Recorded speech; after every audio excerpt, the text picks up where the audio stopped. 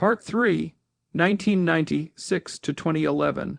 Much of what I stumbled into by following my curiosity and intuition turned out to be priceless later on. The Apple that Steve returned to after its purchase of NeXT at the end of 1996 scarcely resembled the company he remembered. Apple had lost $800 million that year.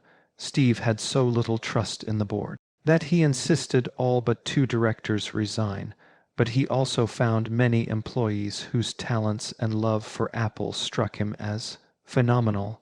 He assured a doubtful NeXT colleague, "There is something there worth saving."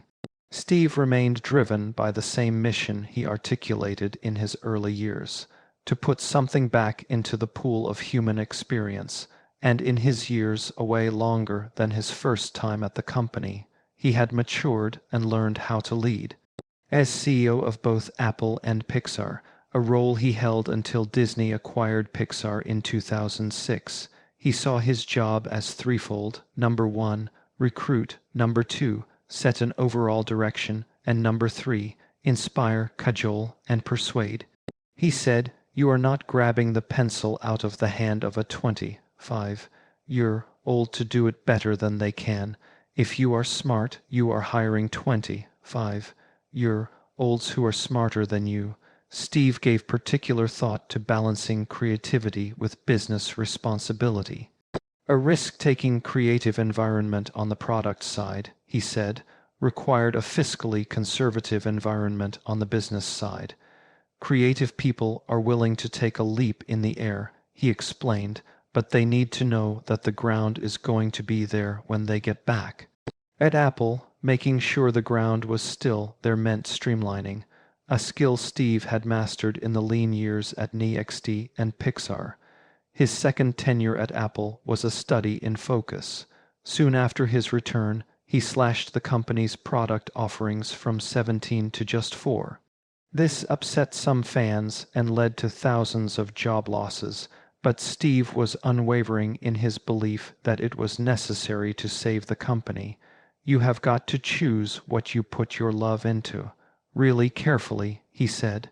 A stream of Apple breakthroughs followed, including the iMac, OS X, iPod, iTunes, iPhone, and iPad. Each reflected that focused love. Pixar, during the same period, produced blockbuster and award-winning films, including A Bug's Life, Toy Story 2, Monsters, Inc., Finding Nemo, The Incredibles, Cars, Ratatouille, Wall-E, Up, and Toy Story 3. Steve saw every product and film as a way of expressing to the rest of our species our deep appreciation. Apple technology, he believed, offered tools to make something wonderful, and Pixar films had what he described as the rare opportunity to put stories into the culture. Stories that would resonate with our grandkids. Steve wanted to build a foundation for Pixar and Apple that would last beyond his lifetime. When Disney acquired Pixar, the deal included provisions to protect Pixar's culture and independence. Steve was deeply involved in designing campuses for both companies, creating beautiful physical environments, an orchard, a cafe, and a headquarters built with handmade bricks that fostered serendipitous encounters and reflected his reverence for craft. During this third act of Steve's life, 6 Pixar films won the Oscar for Best Animated Feature, and when he resigned from Apple just 6 weeks before his death from pancreatic cancer in 2011. His beloved company, with its 60,000 employees, seasoned leadership team, and clear mission guiding its future, was the most valuable company in the world. "It is always a team of people," Steve once said, "and the chemistry between that team of people that makes great results." Under his leadership, the teams at Apple and Pixar transformed 4 very different industries: computing, telecommunications, music, and film. The engine driving these transformations was a remarkably consistent set of values that Steve held dear. Life is short. Do not waste it. Tell the truth. Technology should enhance human creativity, Process matters, beauty matters, details matter, and above all, the world we know is a human creation, and we can push it forward. Steve, on returning to Apple, speaking to Stanford Business School students in 2003, Steve recalled his internal struggle 7 years earlier over whether to return to Apple. I was working away at Next, working away at Pixar, reading the rumors in the papers that Apple was going to buy another company for their operating system. One of our team members said, "We should sell Next to them. We have a much better operating system." I told him, "Forget it. That will never happen." But this is one of those cases where when you hire the right people, they do not always listen to you at key moments. This person, being very smart, did not listen to me. He went over and talked to Apple and said, "You ought to buy Next." And they were interested. Then he came back and said, "They want to talk to us." I said, "No, go away. You are making this up." He did this twice. Finally, I said, "Okay, fine. Let us talk to them." I could not believe it. Really were interested. And so the time made it clear he did not want me around, which was fine. I stayed on just as a consultant, trying to help him a little because the management team he was inheriting from Next was actually quite a bit better than the one he had at Apple. I wanted to make sure my team did not get crushed. And, well, I have to be careful what I say here. Let me just say this. You need a license to drive a car, but you do not need a license to be the CEO of a company. Maybe you should need one. Anyway, I was pretty much out of the picture. One of Apple's board members called, never met him. He said, "Look, I want your honest opinion about the CEO here." I thought, I do not even know this person. Whatever I tell them, they will probably go tell the CEO, and then I will be persona non grata. I will not have a chance to help my team avoid being crushed by these folks at Apple. But then I thought, this is a director of a company I started and loved for many years, and still do to some extent. How can I not tell them the truth? So I spilled my guts. I never heard from him again. I figured, fine. I was spending my days at Pixar and having a great time. It was springtime, moving into summer. And 6 years ago, almost to the day, that same director called me back and said, "We are going to dismiss our CEO, and we would like you to come back and run the company." I said, "I cannot do that. I am the CEO of Pixar. It is a publicly traded company. All these wonderful employees and shareholders. I cannot desert them. I will help you any way I can, but I cannot do it." He called back a few days later and said, "We would like you to come back as an interim leader and help us find a new CEO." I said, "Well, I have to think about that." By thinking it over, I called a friend, a really smart guy who works at another company in the industry. I probably woke him up around 8 in the morning. I told him about my struggle, whether I should do it or not. After about 4 minutes, he interrupted me and said, "Steve, I do not give a damn about Apple. Why are you telling me this?" I said, "Oh, okay, sorry," and hung up. That is when I realized I do give a damn about Apple. I do give a damn about Apple. That crystallized it for me. I went back as an interim CEO. I was terrified, though, afraid Pixar employees and shareholders would feel like I was deserting them. That is why I only planned to stay for 90 days. But Apple was in tough shape, and the CEO candidates it attracted were not so great. I almost hired one, but at the last minute I said, I cannot do this to these guys. I thought, well, I will stay another 90 days to find someone. That turned into a year. I decided right away to act like I was the permanent CEO. They did not need a caretaker. This company was in intensive care, about 90 days from bankruptcy. It was in really bad shape. Email to Apple employees a more entrepreneurial Apple. Steve was not yet CEO when he sent a company-wide email laying out plans to take Apple back to its roots. From Steve Jobs to Apple employees subject, a more entrepreneurial Apple date. August 12, 1997, 8:20 a.m. Renewing Apple is a journey and we have begun that journey during the past 4 weeks by taking some decisive first steps. A new board of directors, a new product strategy and roadmap, a decision to focus on 2 key market segments, education and creative content, a new advertising agency, and a detency with Microsoft leading to a working partnership. Last week at Macworld, we shared some of these steps, and so far, our shareholders and the public seem to approve.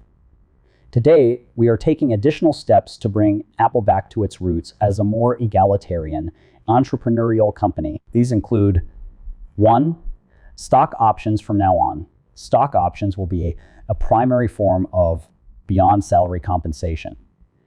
Stock options are egalitarian. When anyone's stock rises by $1 per share, everyone's stock rises by $1 per share. This approach gives employees a true stake in Apple's future success, rewarding them the same way our public shareholders benefit, through stock appreciation. To lead by example, the executive team has agreed to forfeit their current and future cash bonus plans in exchange for more stock options. On July 11th, we repriced all stock options to $13.25. Additionally, on August 5th, our board approved new stock option grants totaling 6 million shares at $19.75. Those receiving these grants will hear the good news later this week. So far, this calendar year, Apple has granted stock options for over 10 million shares. Employees now hold stock options for more than 20 million shares, representing over 16% of Apple's total outstanding shares. This is an impressive percentage for a company of Apple's size, and aligns us with many Silicon Valley startups. As Apple restores its fortunes, our public shareholders and employee stock option holders will benefit together. 2, new severance plan effective today. We are updating our severance plan to reflect an entrepreneurial spirit. The new plan provides a 60-day notice period with full pay and benefits, 1 additional week of severance pay for each full year of service. For example, if you have worked at Apple for over 3 years but less than 4, you will receive your pay and benefits during the 60-day notice period, plus 3 weeks of severance pay. This plan now applies universally to all employees of Apple, Claris, and Newton in the US, replacing the separate executive severance plan. International severance policies will also be updated to reflect this plan, where local laws permit. 3, sabbatical program given our immediate focus on turning the company around. The sabbatical program will be discontinued at the end of this fiscal year. Employees eligible for a sabbatical as of September 26, 1997, may take it at a mutually agreeable time during fiscal year 1998. This change applies to all employees of Apple, Claris, and Newton worldwide. 4, corporate travel remains constrained to essential trips. Our travel policy is egalitarian. Coach class for trips under 10 hours. Business class for trips of 10 hours or longer. Of course, employees may use personal funds or mileage awards to upgrade. For clarification, flights between San Francisco and Tokyo in either direction qualify for business class travel. 5 facilities we will continue relocating as many employees as possible to our renamed the Apple Campus, now renamed the Apple Campus. This consolidation fosters beehive effects, with faster communication and more unplanned, valuable interactions between teams. Thank you for your continued support as we work together to renew Apple. Steve and the executive team. Email exchange with Avi Tavanian. There is something good here worth saving. Avi Tavanian ran software engineering at NeXT and assumed the same role at Apple when it acquired NeXT. He told Steve that the Apple culture at the time of the acquisition was so bad that perhaps the best move might be to sell the company. From Avadis Tavanian to Steve Jobs subject, Apple engineers date, August 14th, 1997, 9:31 p.m. Steve, the last couple of weeks have been quite interesting.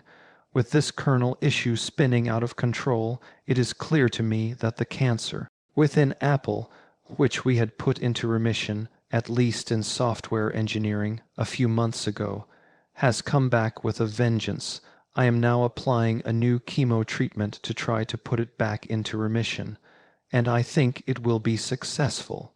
However, we will definitely see another wave of resignations from the sharks who smelled blood in the water.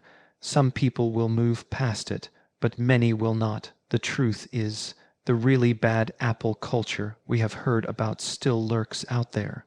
I am convinced a major issue with past management was their inability to deal with it. While I am a strong-willed person who can survive almost anything, as you have seen firsthand, I must admit, these guys are wearing me down. Without any emotional tie to Apple, I, of course, have none. It is getting increasingly difficult to come to work each day. While I can treat the patient this time, I wonder how long it will be before the cancer reemerges. The ongoing context of declining revenue, losing quarters, and continuous restructuring does not help. Regarding the kernel issue and OS roadmap, I know the decisions we have made are the right ones. Each day, as I discuss them with more people, I believe it even more. In fact, I have discovered just how conniving some folks can be in pushing their agendas, including severe obfuscation of facts. While the source of this is probably only a few people, they are spreading evil thoughts among employees who are simply looking for a reason to take a stand. On top of this, the reaction to the sabbatical program has been very poorly received in engineering. I have even heard threats of a sick out. All of this makes me question whether this company is worth saving, at least not for the sake of the employees. Yes, I feel for the customers. Yes, the shareholders deserve fair value. And yes, I worry about the extras we brought into this. But it is not clear to me that the employees, as a whole, deserve to win. Of course, this is an overgeneralization. There are some very good folks here. But you get the gist. This situation makes me think that now might be the time to seriously consider selling the company. It is not clear we will ever again have the temporary positive aura we enjoy now. We should discuss all of this face-to-face, one, not over the phone. It is not urgent. I am a survivor. But we should talk when we both have time. Avi. From Steve Jobs to Avadis Tavanian subject. Apple engineers date, August 14th, 1997, 10:02 p.m. Avi. I have had the same feeling lately. That Apple employees do not deserve to be saved. They think they work so hard. But honestly, I do not see it. They also seem to believe they bear no responsibility for the mess Apple is in. I do not know who they think engineered and shipped such bad products, created and approved such terrible marketing, or caused support to be so poor. They just do not want to take any accountability for the current state of the company. But there is something good here worth saving. I cannot quite put it into words, but it has to do with Apple being the only real alternative to Windows and still having the potential to inject fresh thinking into the industry. Let us go for a walk and talk about this sometime soon. Steve. From Avadis Tavanian to Steve Jobs subject, Apple engineers date, August 25th, 1997, 10:05 p.m. Steve, we really need to get together to discuss this and other issues related to the product strategy and the overall management of the company. I am worried about several pieces of the puzzle, and as a result, I feel completely unmotivated to do what it takes to turn this company around. For the first time in 10 years, I do not even feel like challenging your ideas when I disagree. That scares me because I believe we work best as a team when we challenge each other and emerge stronger for it. I am going to sleep on this tonight. I already feel fried, and it is only Monday evening. Even the weekends are not enough to recharge these days. I have a hectic schedule tomorrow, except later in the day, but I have plenty of time on Wednesday. Let me know when you are available. Avi. From Steve Jobs to Avadas Tivanian subject. Apple engineers date. August 25th, 1997, 10:26 p.m. Avi. Please continue to challenge me. It is how we arrive at the right decisions. And I enjoy it too. Steve.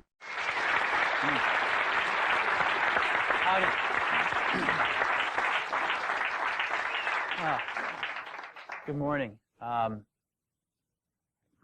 We were up till 3 o'clock last night finishing this advertising up, and I want to show it to you in a minute, see what you think of it.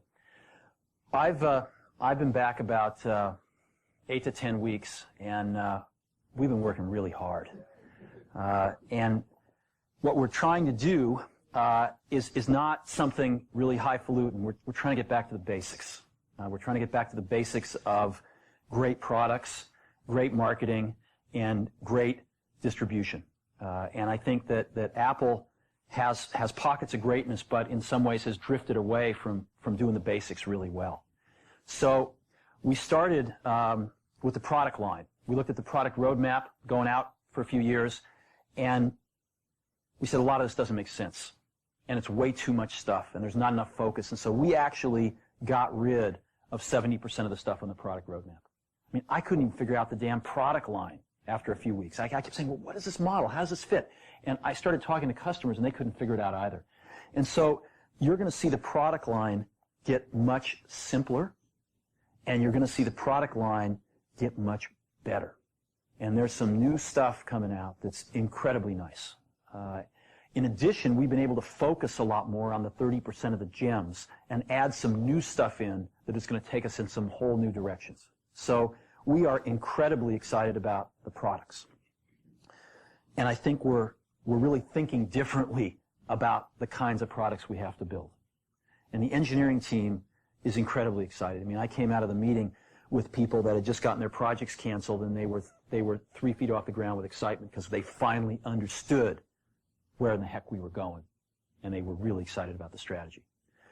In the same way, we, I think, have not kept up with innovations in our distribution.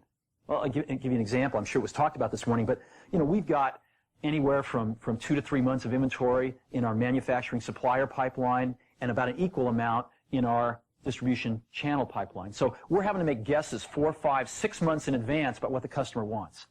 And we're not smart enough to do that. I don't think Einstein's smart enough to do that. So what we're going to do is get really simple and start taking inventory out of those pipelines so we can let the customer tell us what they want, and we can respond to it super fast. And you're going to see us be doing a lot of things like that. Today is just the first of many things we're going to be doing with you.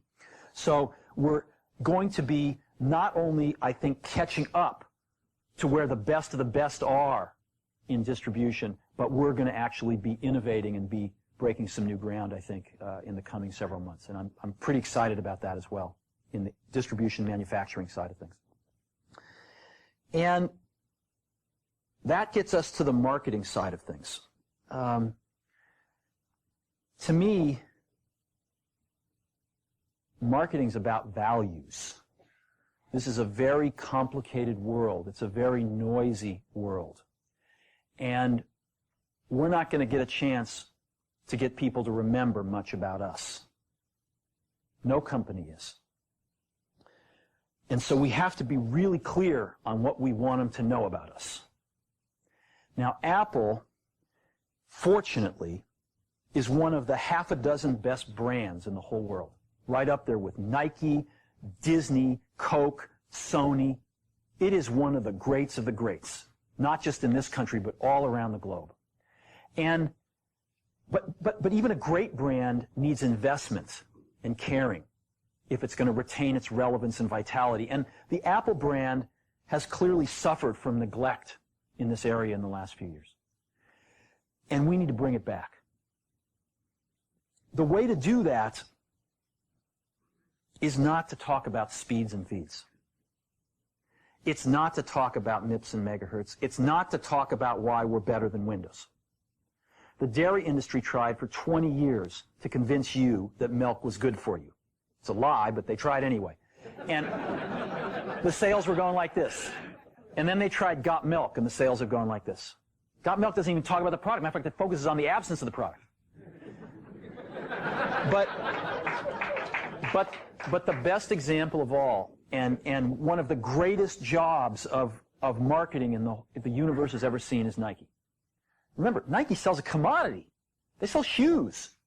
And yet, when you think of Nike, you feel something different than a shoe company. In their ads, as you know, they don't ever talk about the products. They don't ever tell you about their air soles and why they're better than Reebok's air soles. What does Nike do in their advertising? They honor great athletes and they honor great athletics. That's who they are. That's what they are about. Apple spends a fortune on advertising.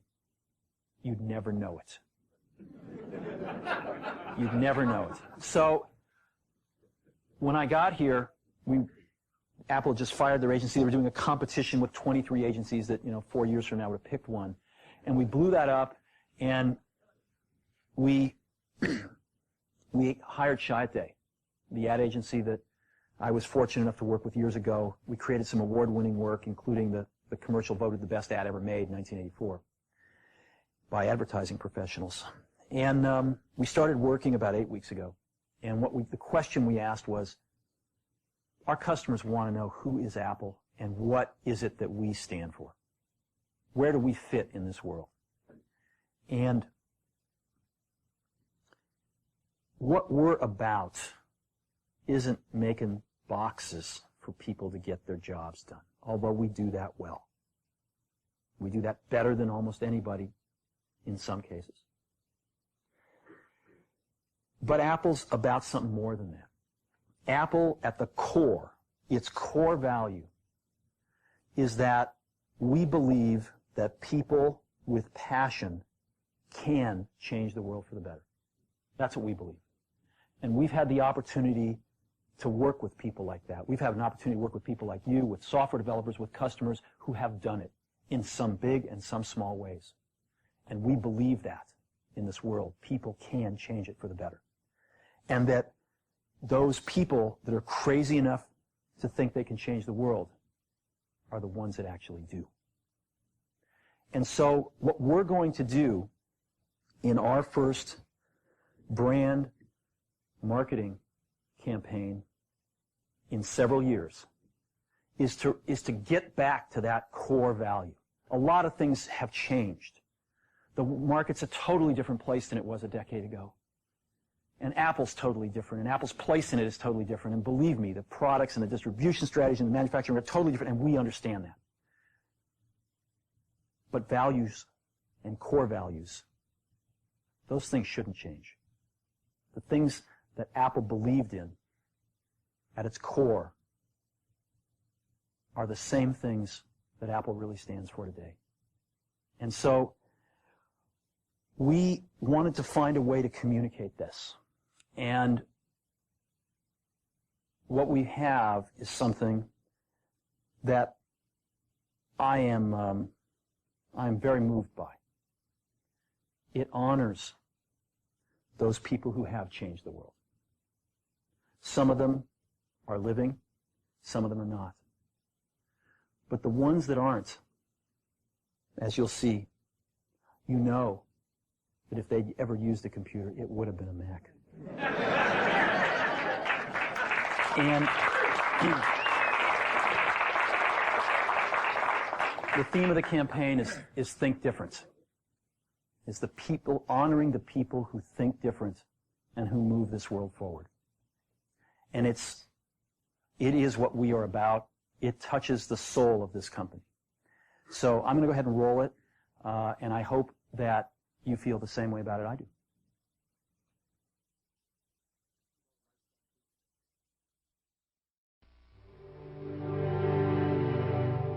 Here's to the crazy ones, the misfits, the rebels, the troublemakers, the round pegs in the square holes, the ones who see things differently.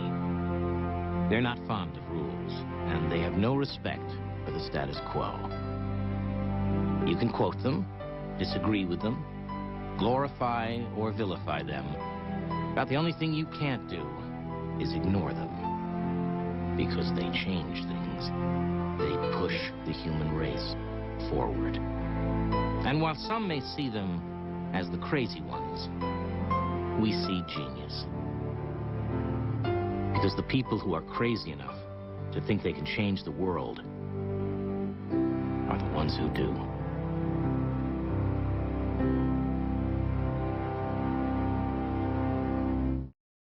From Steve Jobs to Eck, Jail, Lawrence, Sarah MC, CJ Subject. Pixar milestones date. December 21st, 1997, 9:26 a.m. From my files dated Monday, October 28th, 1996, with my grades as of today, 1997 milestones. Make bugs great. Ship 2 strong interactive products. For getting out, enter sequel business. Almost exit sequel business. Great progress. Manage growth. Hired over 100 people. Pixar U. Expanded infrastructure. Longer term goals. Keep a larger percentage of the profits. Increase Pixar's brand awareness. B. Mostly due to Apple happenings. D. Mostly due to the holidays. Steve, from Steve Jobs to Eck, Gel, Lawrence, Ceramac Subject, Pixar milestones date. December 26th, 1997, 10 a.m. Here are proposed key milestones for 1998 for us as a senior management team. The purpose of this list is to remind us of the forest from time to time and to help prod us into taking corrective action if we get off track. Please feel free to shoot holes in it with your comments. Steve 1998 milestones, A Bug's Life, opens in November to very strong critical and box office success. Peer efforts yield Pixar branding and creative credit for A Bug's Life. Toy Story 2 becomes a great feature film. Hidden City is on schedule to begin animation by April 98. Development on Film 5 begins by April 1st. Emeryville groundbreaking happens in May. Breakthrough new animation system is demonstrated by summer. Secure shorts projects to defray carrying costs of the Bugs Life crew through spring '99. Execute equity financing in spring or summer, if necessary. Email to Apple employees, Newton protests today. When Steve returned to Apple, he jettisoned many product lines developed during his time away. His goal was to focus the company's offerings. Some fans rebelled. From Steve Jobs to Apple employees subject. Newton protests today date. March 6, 1998, 8:09 a.m. Some people are understandably upset that Apple has decided to stop developing future Newton-based computers, especially the message feed. Today, some of them are coming to Apple to protest our decision. This is okay. We are reserving a space for them on our campus and will provide them with coffee and other hot drinks.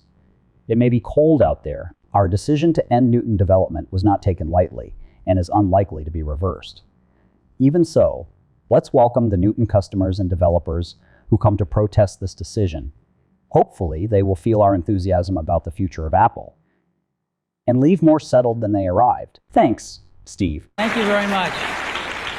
This is good. I just got off a red eye to get here. I didn't think I could be here today, and I managed to make it, so this is good.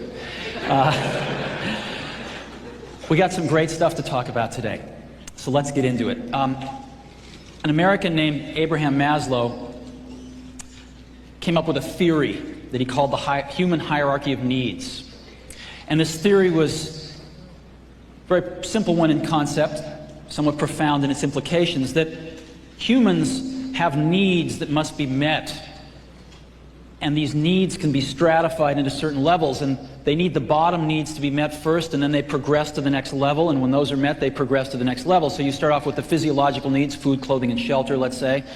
If those are met, or once those are met, you then start to be concerned more with the safety of your environment, eventually with love, with esteem, with self-actualization. I don't know if this is true or not, but this is what Abraham believed. And I thought this was a good model, so I borrowed it today to construct Steve Jobs' version of this.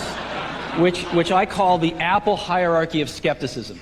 And let me explain this to you. When I came to Apple a year ago, all I heard was, that Apple is dying, Apple can't survive. And it turns out that every time we convince people that we've accomplished something at one level, they come up with something new. And I used to think this was a bad thing. I thought, oh, Jesus, when are they ever going to believe that we're going to be able to turn this thing around? But actually now I think it's great.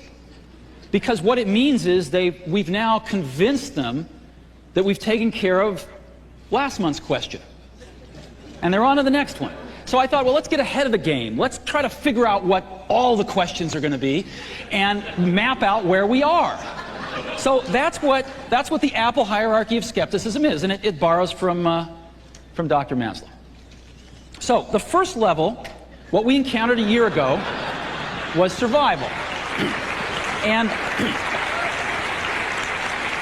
a lot of people thought Apple was in some sort of death spiral, which I think there was some truth to. What did we do? We did many, many things, but the three things that stood out in people's minds was we brought in a new management team to run the company, a new board of directors that's got some phenomenally experienced people on it, and we did a deal with Microsoft. The largest software company in the world wanted to help Apple was a fact that didn't escape very many people. And it added a lot of credibility to what we were doing.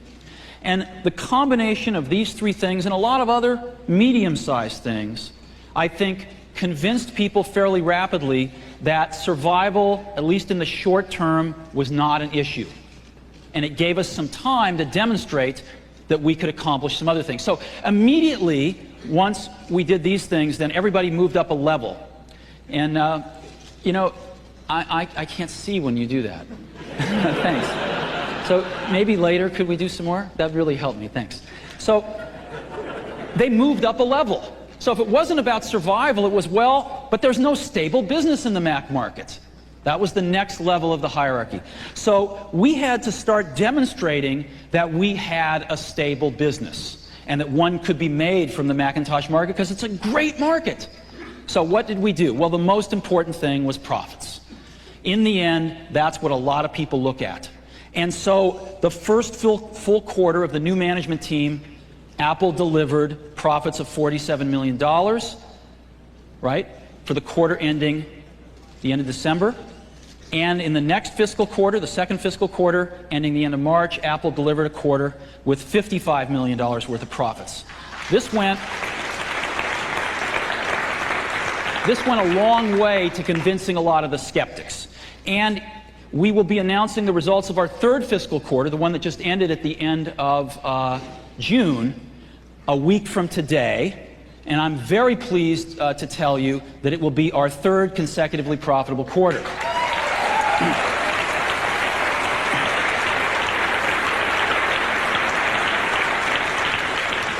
Fred Anderson, our really great CFO, would cut my head off if I told you the results. I'm dying to, but I can't. So I think you'll be pleased. In addition to that, we're seeing the resources of Apple rise in terms of cash, in terms of people. Our retention has gone way up. We're losing hardly any people from the company now, and we're hiring incredibly good people into the company. We also realigned our distribution channels, and of course the most visible part of that was CompUSA. There have been many other parts of it as well, but CompUSA is a very important part and sort of the symbol for the whole realignment of distribution, and it's working great. And we began an advertising campaign for brand around Think Different and for some very specific product advertising. So for the first time in a long time, people saw Apple on television and in outdoor and in print. And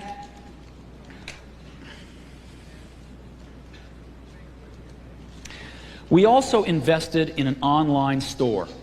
And we went from nothing online to, I think, the gold standard of e-commerce now in terms of ease of use and clarity. And we've won every award in the book. We are one of the largest e-commerce sites now on the internet. And if you take all of Apple's websites together, this is a pretty good indication about the interest level in the company. It went from 1 million hits per day a year ago to 10 million hits per day today.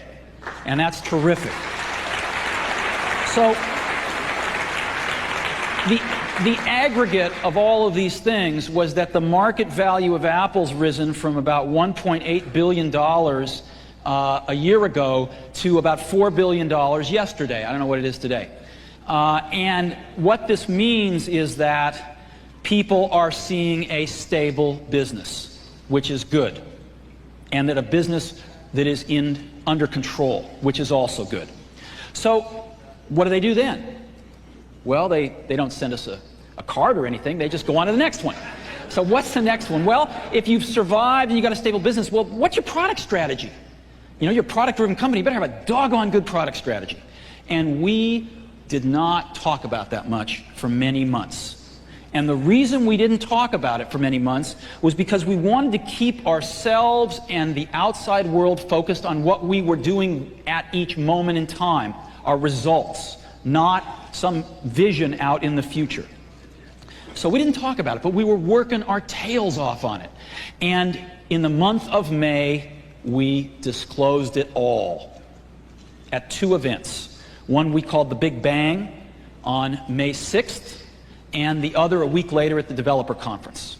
And let me take you through that product strategy now, because it's been very well received. When we got to the company a year ago, there were a lot of products. These were the product platforms, 15 product platforms, and a zillion variants of each one. I couldn't even figure this out myself. After about 3 weeks, I said, how are we going to explain this to others when we don't even know which products to recommend to our friends? There was no way to do it. So we went back to Business School 101 and we said, what do people want? Well, they want 2 kinds of products. They want consumer products. Consumers want them in general, and education wants, for the most part, consumer products. And we need pro products, because our design and publishing market wants pro products, and some consumers do, and some education do as well. And in each of those 2 categories, we need desktop and portable models. And what this told us was, if we had 4 great products, that's all we need. And as a matter of fact, if we only had 4, we could put the A-team on every single one of them. And if we only had 4, we could turn them all every 9 months instead of every 18 months. And if we only had 4, we could be working on the next generation or 2 of each one as we're introducing the first generation. So that's what we decided to do, to focus on 4 great products. And the first one that we introduced, of course, was the Desktop Pro product, which was the Power Mac G3. And this thing has been an incredible success for Apple. It's a great product. The performance is stunning. If you go out and find the fastest Pentium 2 machine money can buy, a 400 megahertz Pentium 2 machine, it byte marks out at 5.6 byte marks, right? And look at the G3s. The slowest G3 toasts it. Dramatically faster results.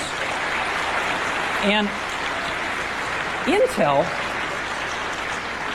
of course, not believing this, Intel went to Byte Magazine and said, my God, your tests must be wrong. You must have some bits flipped the wrong way. They spent tons of energy, and Byte Magazine, after doing everything with Intel that they could think of, reran the tests, and they were exactly the same, and they published the same results, and they said, we're standing by our results. These are real results. So,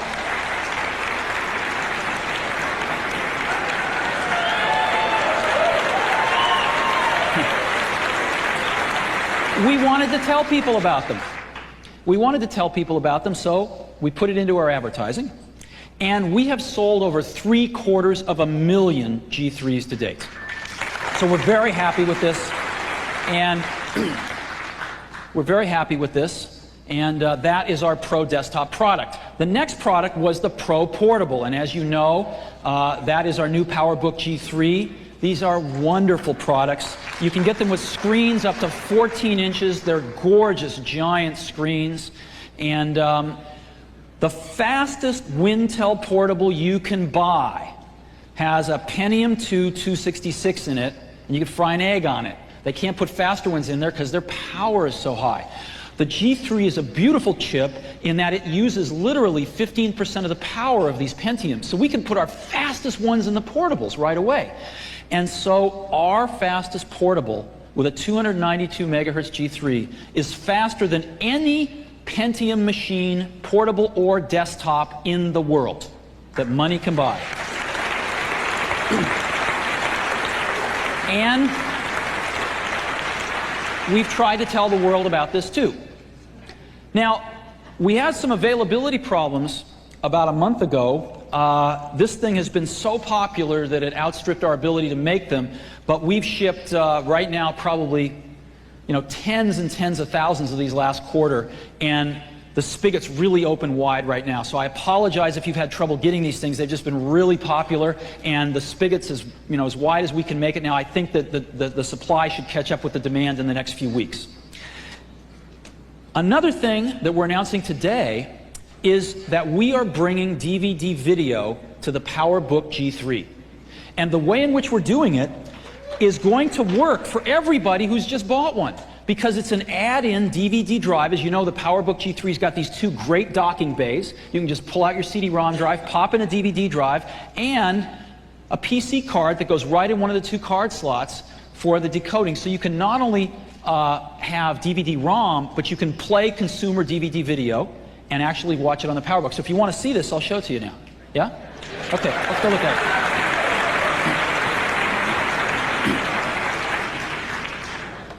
Great. So let me just play a little video for you here.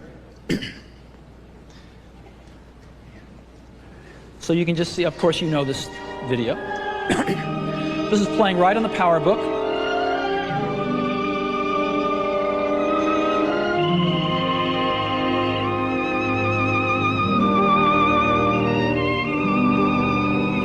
So you get the idea there. Yeah.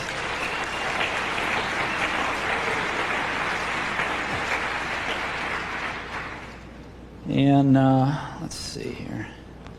So I've got my menus up here, and I've got, I can go to preferences as an example. We did all this ourselves. All the hardware, the software, this is all from Apple, not a third-party product. And I can go to, as an example in preferences, parental controls, and I can set parental controls to say, well, I really want to only let my kids watch, up to PG-13, and I can set a password on this thing. So this is really great. And the other thing that's kind of cool is we got this really cool controller here. And it controls all the playing, as you see. And I can, I can go forward on this thing if I want to. Actually, it's this one here. Go forward at a fast rate, and all these other nice things. I've got a little, okay, thank you. I've got a little door here with all my advanced features under it. And it's pretty nice. It's a second generation DVD-ROM drive, so it reads all the CDR drives and things like that. And the PC card supports MPEG-2, AC3, all the great stuff. So this is now the coolest way to watch movies on airplanes in the whole world.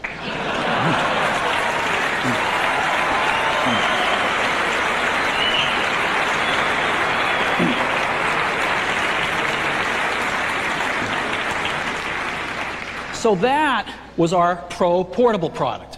Now, we also announced on May 6th that we are developing a consumer portable product, and that we will make that available and announce it in the first half of next year. And we're hard at work on that, and I think it's going to be quite nice. Which brings us to our consumer desktop product, and something we're going to spend a fair bit of time on today, which, of course, is the iMac, which combined the excitement of the internet with the simplicity of a Macintosh. And that was our goal in this product. When we got to Apple a year ago, it was very clear within the first month that Apple was walking away from the consumer market, because Apple didn't have a compelling product under $2,000 and had not had one for some time. We immediately began a program to build the most kick-ass consumer product we knew how to do, and that's the iMac. So we're really, really happy with this thing. It's gorgeous. It's going to change the way we believe it's going to change the way computers look and should look. And as you see these things, there's There's, I think, between 50 and 100 iMacs here today. It is really, really beautiful. Keyboard, the mouse. It's very nice. And this is the competition. Right? Now, the first thing to note about the competition is it's not exactly nice looking. But more importantly, the competition is powered by a new type of processor. While the iMac has a G3 in it, and I think that was one of our most important decisions, was let's not wimp out here. Let's put a killer engine in this car, right? And we put a G3 233 in it. The other consumer products have the Celery processor in them, running at 266 megahertz. And let's take a look at this. The Celeron, the Intel Celeron, benchmarks out at 3.2 byte marks. Okay? 3.2. The iMac, 7.9. Okay? It blows them away. But even more impressively, let's add the rest of the Wintel lineup. The fastest Pentium money can buy at 400 megahertz is slower than our consumer product. Key point. So, what's in an iMac? G3 233 processor, half a megabyte backside cache. The thing screams. A gorgeous 15-inch display with 10 by 7. We said, you know, what's the most wonderful display you could ever build into a consumer product? And we built it in. And we designed it all ourselves, and the quality of it is gorgeous. You've got to go see these on the show floor. They're gorgeous, gorgeous displays. A really nice complement of memory, 32 megabytes of RAM, expandable to 128, a 4 gigabyte disk drive, and a 24x speed CD-ROM, and an outstanding complement of communications. We built in 100 megabit per second Ethernet because our education customers want it. Many consumer customers are starting to network in their homes, and even some of our design and publishing customers want to use the iMac because it's terrific for some of the jobs that they do. So we built in super fast networking. A lot of the other consumer products don't have networking, and on many you can't even add it. We decided to go to a whole new system of I/O, a whole new way to talk to your I/O called Universal Serial Bus. It's an emerging industry standard, runs at 12 megabits per second. We have 2 USB ports built in and a 33.6 KB modem. Now, we got some feedback on the modem. And while we have many faults at Apple, one of them is not listening to our customers.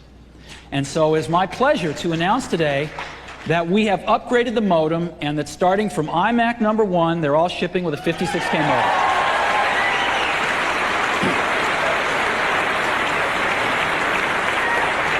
So,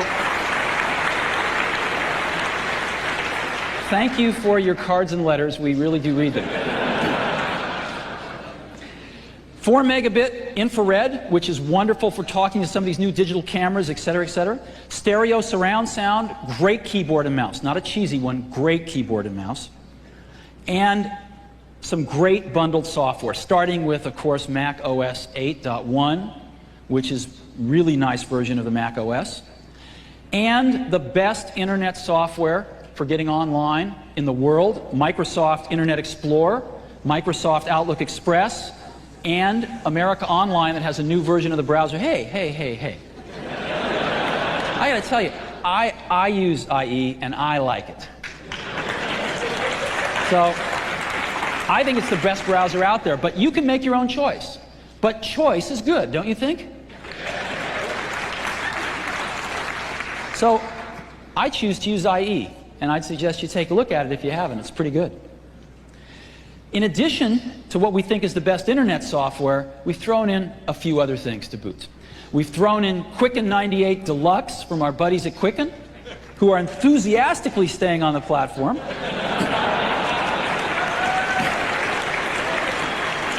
I haven't played with the Williams-Sonoma disc, but I've heard it's great. It's all about cooking, and it teaches you how to cook, which some of us need to know. AppleWorks, whole new release of AppleWorks, which is terrific. Some great fax software. Metacreation Soap, which is wonderful to use with digital cameras. And 2 great games we're going to bundle. Nanosaur, which is wonderful, and MDK. So these are great games. So this is the complement of software we're going to be bundling with every iMac. This is the product. This is the price for everything you've seen. Complete. And we're announcing here today that our rollout of the iMac is going to happen on schedule. Our US launch date is Saturday, August 15th.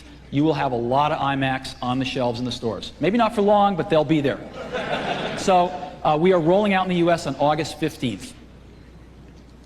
Now, I want to go back to something we talked about a few minutes ago, which is universal serial bus. This is a really big deal, because what it does is it extends Macintosh's legendary plug and play even further. First of all, universal serial bus is 30 times faster than the old Apple serial ports. 30 times faster. Up to 100 times faster than some of the other older I/O. So it's really fast. You can plug up to 127 devices on universal serial bus. And it's hot pluggable. What does that mean? It means you can plug things in and out with the power on without having to restart the computer, without having to turn it off, and all of the drivers load dynamically. So you plug a USB device in, and if the driver's not loaded, the operating system goes to the hard disk and tries to load it. If not, it asks you for the driver, and down the road we'll even be going to websites to download it automatically and fully dynamically links it in without having to do anything, without having to restart the computer, without having to know anything about it.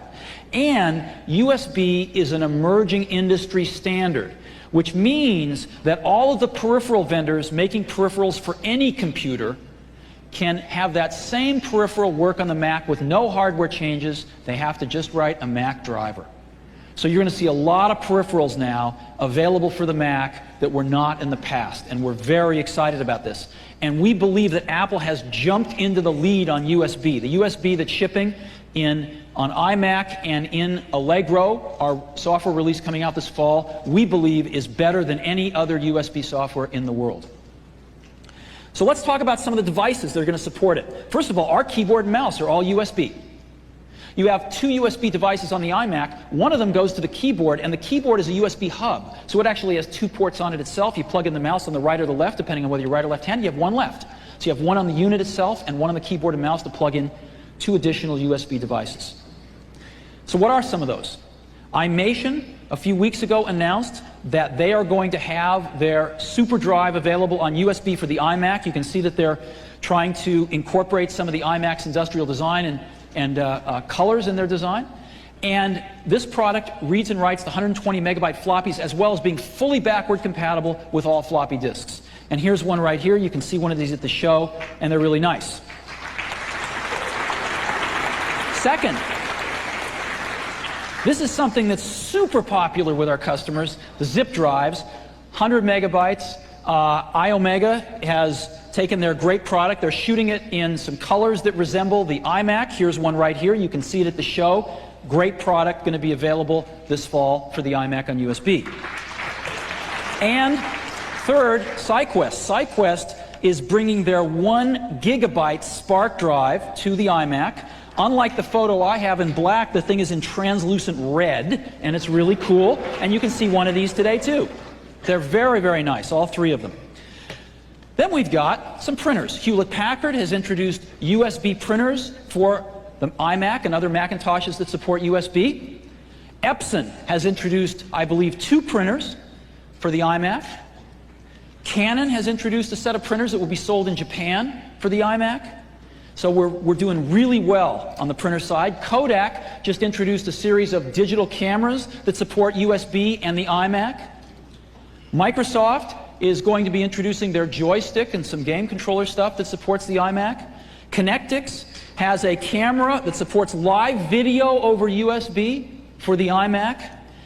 Palm is announcing today that they are going to be creating a cradle for USB to support the iMac for their Palm 3.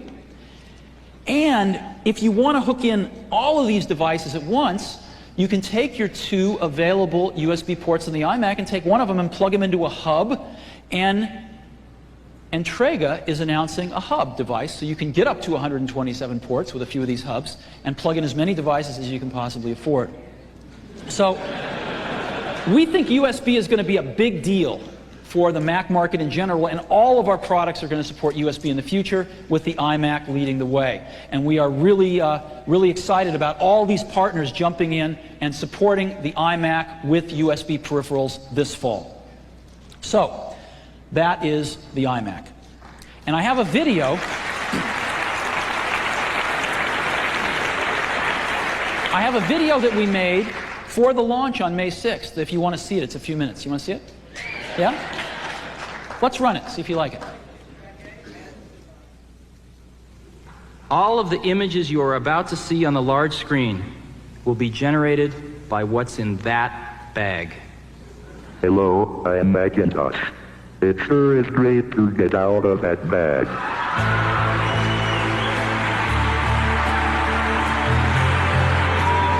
Millions of people bought a Mac because it did things that no other computer could do. It really got people excited that this is a personal computer like none other before. And for many years, Apple got away from that. It forgot how to be different. The original Mac is an impossible act to follow. But I think what we can do is one, benefit from the philosophy that was really the foundation for the original Macintosh. This product came to be because the exec staff said, stop. Let's focus on one thing, making the best personal computer, a computer that Macintosh customers will truly love. Well, what computer would the Jetsons have had? That's the perfect way of capturing the problem, which was, it was like the future yesterday. It defined simplicity, elegance, incredible ease of use, tremendous performance, and great value. This particular machine really delivers on that promise. It makes you feel a lot like you felt when you first sat down to use your Macintosh. When we have this wealth of creativity that cross our campuses, that cross our schools in K through 12, what we want to do is to unleash that capability. The team was a hand-picked team from around the world. It's a remarkable place to be as a designer. There's one company where this group could exist, and that's unquestionably Apple. That's what gets me really jazzed and gets me up in the morning is coming in every day and knowing, I'm working with a world-class team to build the best products in the world.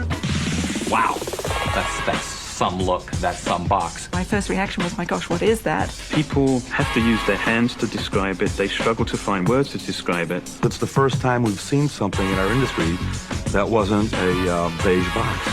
Just imagine what's going to happen the first time somebody gets one of these home. I'm going to pull this thing out, I'm going to pick it up, and it's this gorgeous new shape. The surface as well is totally seductive. I mean, it's a lovely thing to touch and to hold. This cool keyboard with translucent keycaps. The connectors are translucent. I'm going to pull out this exciting new mouse. It looks like no other mouse you've ever seen before. You turn it on and it comes alive. It's always changing. It's always moving. And before you know it, in the first 5 minutes of opening the box, you're already in love with this thing. I'd like to play with one. I want to see one. I want to see what it'll do. I want to put it through its paces. But then you look a little farther and you say, holy smokes, look at the capabilities of this machine. Because inside is the heart of the lion. I mean, this thing screams. This is not last year's product rehashed. This is next year's product delivered today. A lot of power, a lot of features. It's attractive, it's exciting, and it's well priced. That's what customers are looking for. We're going to sell tons of them, and I think this is the first product that will make PC buyers switch to Mac. You see shock and recognition that, my God, Apple wasn't sitting back in this affordable consumer space. They truly have a great idea here. The fact that the Apple name is now once again going to stand for every man, everybody, mass market, I think is terrific news for all of us. We talk internally, will we have enough product to take care of the demand? I'd like the first one off the production line. I will stand there at the end of the production line when the first one comes off. Mac consumers have been loyal, they've been patient, they've been frustrated, they've been zealots, okay? Well, it's going to show it paid off waiting.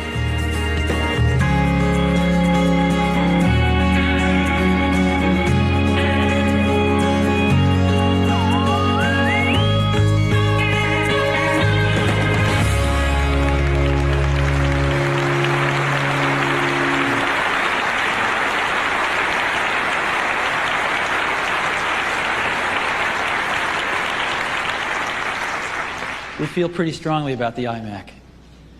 So, that is the hardware strategy and product lineup. And what you're going to see over the next several years is us constantly upgrading these products, making them better, making them faster, making them sleeker, putting new features and fun stuff in them. And we're just going to be doing that constantly with these products, because unless we learn something new, these are the 4 products that all of you are telling us you want, and you want them all to be great. So we're going to do our best to deliver 4 great products at every moment in time in this matrix. So, the next thing that we disclosed a week later at the developer conference was our software strategy. And I want to just review that very briefly with you. It's got 2 parts to it. Mac OS 8, which is doing wonderfully, and we're improving it every 6 months. The software team's doing a phenomenal job on this. And we announced Mac OS 10. The future of the Mac OS, we will announce the first version in production the quarter a year from now. So what is Mac OS 10? I think we all know what OS 8 is. What is OS 10? OS 10 is the product of Mac OS 8 and a lot of the technology that was in Rhapsody. And the goal was to make a very modern OS that runs Mac apps, where we don't have to write new apps to get all the modern features we want. So what are these modern features? They're protected memory. Right? When an app crashes, it doesn't bring down any other apps or the system. It's great virtual memory, where the computer manages the memory for you in a very intelligent way.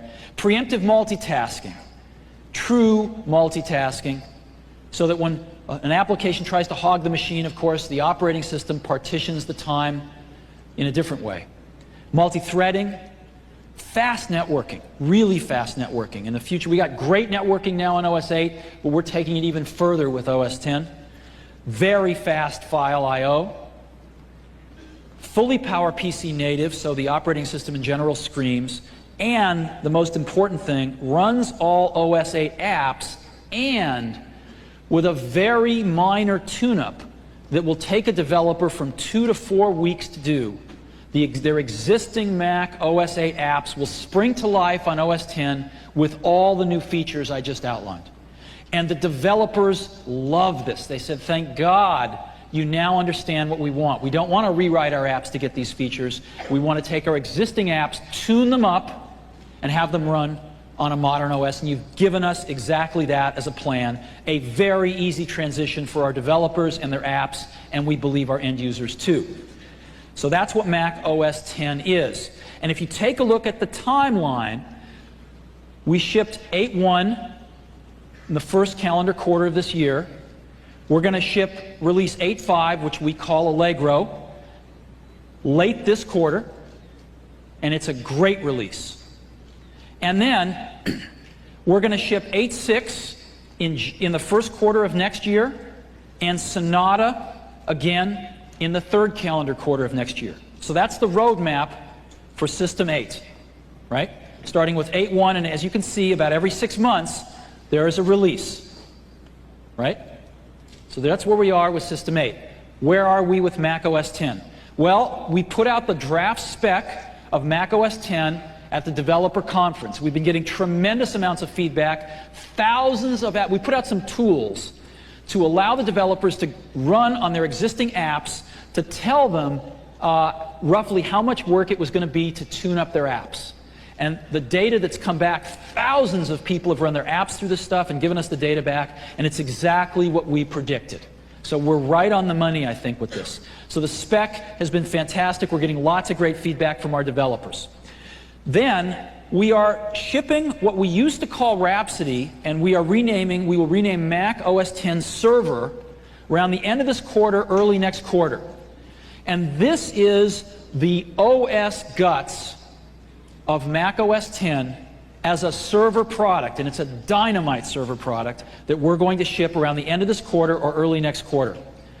We're going to be shipping then in 1999 a beta of the Mac OS 10 desktop software in calendar Q1, and our goal is to ship production version of Mac OS 10 calendar Q3 of 1999.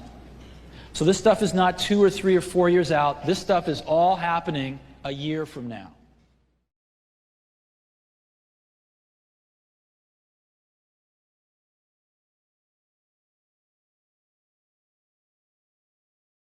Thank you. Thank you, Phil.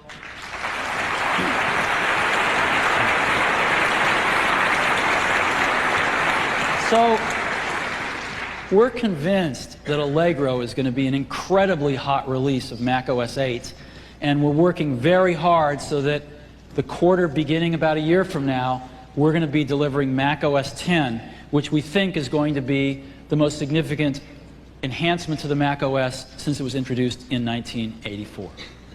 So that is our software strategy. And again, our developers really loved it. At the developer conference, we're working with many of them on this, and we rolled out our product strategy on May 6th and a week later, and I think it was very well received. It wasn't one day later before we started hearing the next level in the hierarchy of skepticism, and that was, well, okay, so you've survived. Now you have a stable business. That's really great. You're making some profits. That's really good. Business is in control. That's wonderful. And you got a dynamite product strategy. You got to execute on it, but you guys have been executing pretty well. We'll give you that. But, you know, are you going to have the applications? And, of course, we anticipated this a year ago.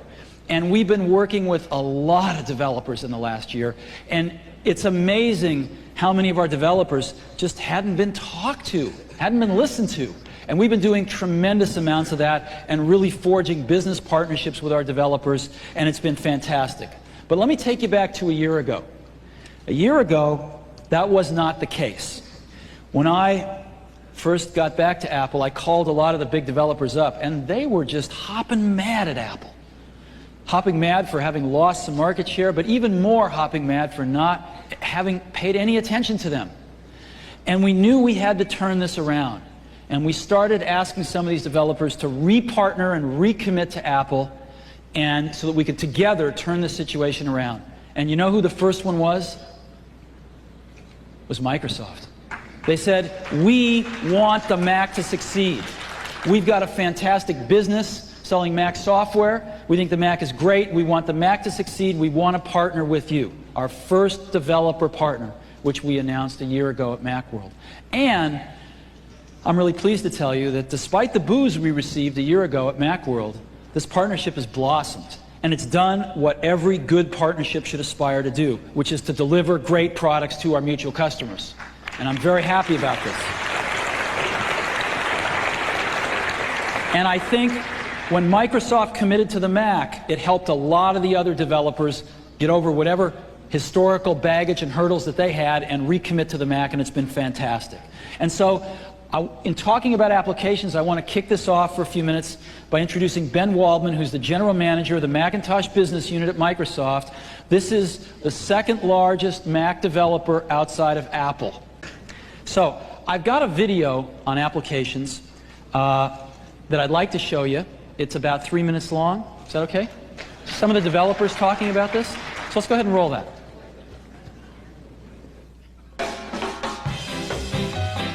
Apple hasn't pursued the consumer market effectively in at least 2 years. Now they are. A whole new constituency is coming into the market, and it's crucial that Apple have an offering for that new market because it's the fastest growing segment. And it's the home really where the installed base is growing so fast as computer penetration goes up in the United States and across the world. The consumer market is critically important to Disney, where Disney focuses on the family and children market. And creativity is the fastest consumer software category in the market today. And that's why we feel so excited about our relationship with Apple, because Mattel really cares about creativity, and it's a great partnership.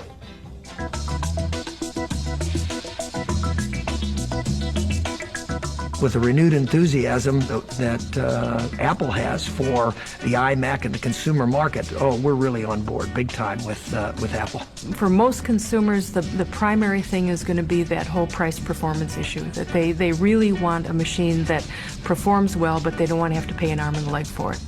The great thing about the iMac is just the sheer sort of piratical daring-do about saying, well, we're going to do an entry-level machine, but just for the hell of it, it's going to be more powerful than the top, highest-level machine produced by the opposition. I think it's very young, I think it's very contemporary, I think it's very hip. The internet integration that the iMac has is probably one of the most compelling things about the iMac product for us at Encyclopedia Britannica, because increasingly our services and applications are going to be delivered online. The design is terrific.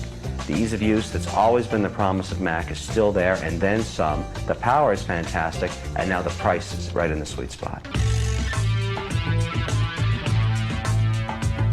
It's games that drive technology, because that's the area where people want the next gizmo, want it to be a bit more powerful, want faster ray tracing, want all these different things. We've chosen to make a major commitment to the Macintosh by bringing our top product, Tomb Raider, over to the Mac for the first time. Apple is an enabling technology for our software, and I think that it's time that the IDOS games and other games come back to the Apple platform.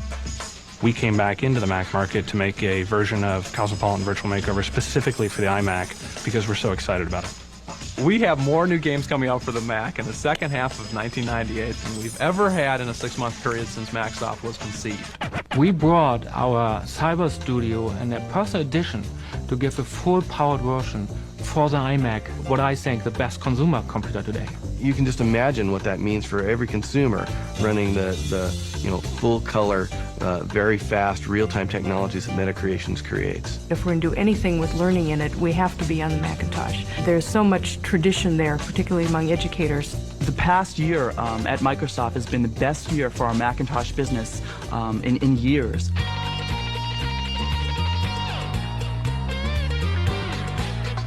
There's no way anybody can look at Apple Computer 2 years ago and look at Apple Computer today and not be blown away with the new vitality and energy that we see from all the Apple employees and from the Apple customers too. This is not religion, this is business. I was here for the first Macintosh, and I can't believe that we're recreating it again.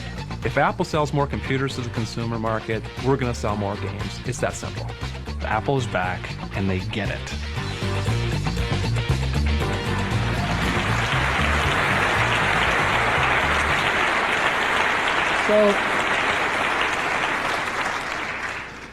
So we've survived. We've demonstrated that we've got a really great, stable business. We've laid out the roadmap of a fantastic product strategy, and we're getting apps back on the Mac in unprecedented numbers. So what more could you ask for? Well, there's always something, right? The last one is growth. Well, if all this stuff's so good, show me some growth. How are you going to grow, right? And again, when I hear these things, I think it's great. Because what it means is we're building the foundation of the layers below, and people are looking at the next layer, right? And so growth has now come up, and that's great. And I think it'll come up even more as we tell the application story and people understand that apps are coming back to the Mac. Okay, what's the next thing to be skeptical about? Growth. So what are we going to do about growth?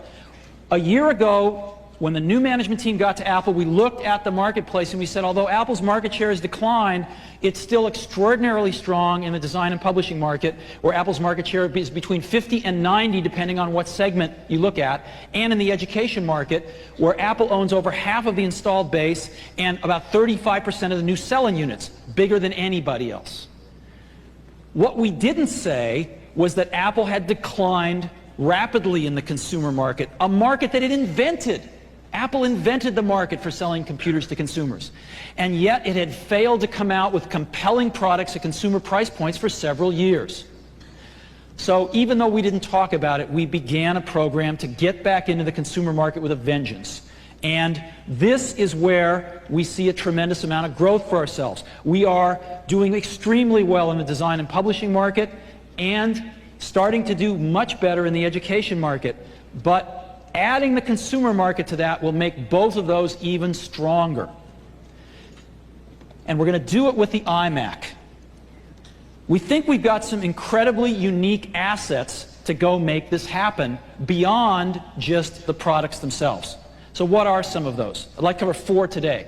The first one is the brand. In a world that is completely overloaded with information, where people are overwhelmed with information coming at them every day, brands become even more important. People don't have the time to choose everything in their lives, and brands help them make those choices. And there is no brand in the computer industry that is as remotely as strong as Apple's. Apple's brand around the world is right up there with Disney and Sony and Nike in terms of recognition and in terms of consumer loyalty.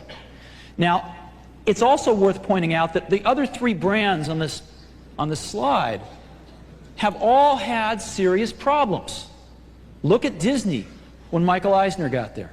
Look at Nike and Sony over the last half a dozen years. But when these companies have straightened out their problems, their brands have come back stronger than ever.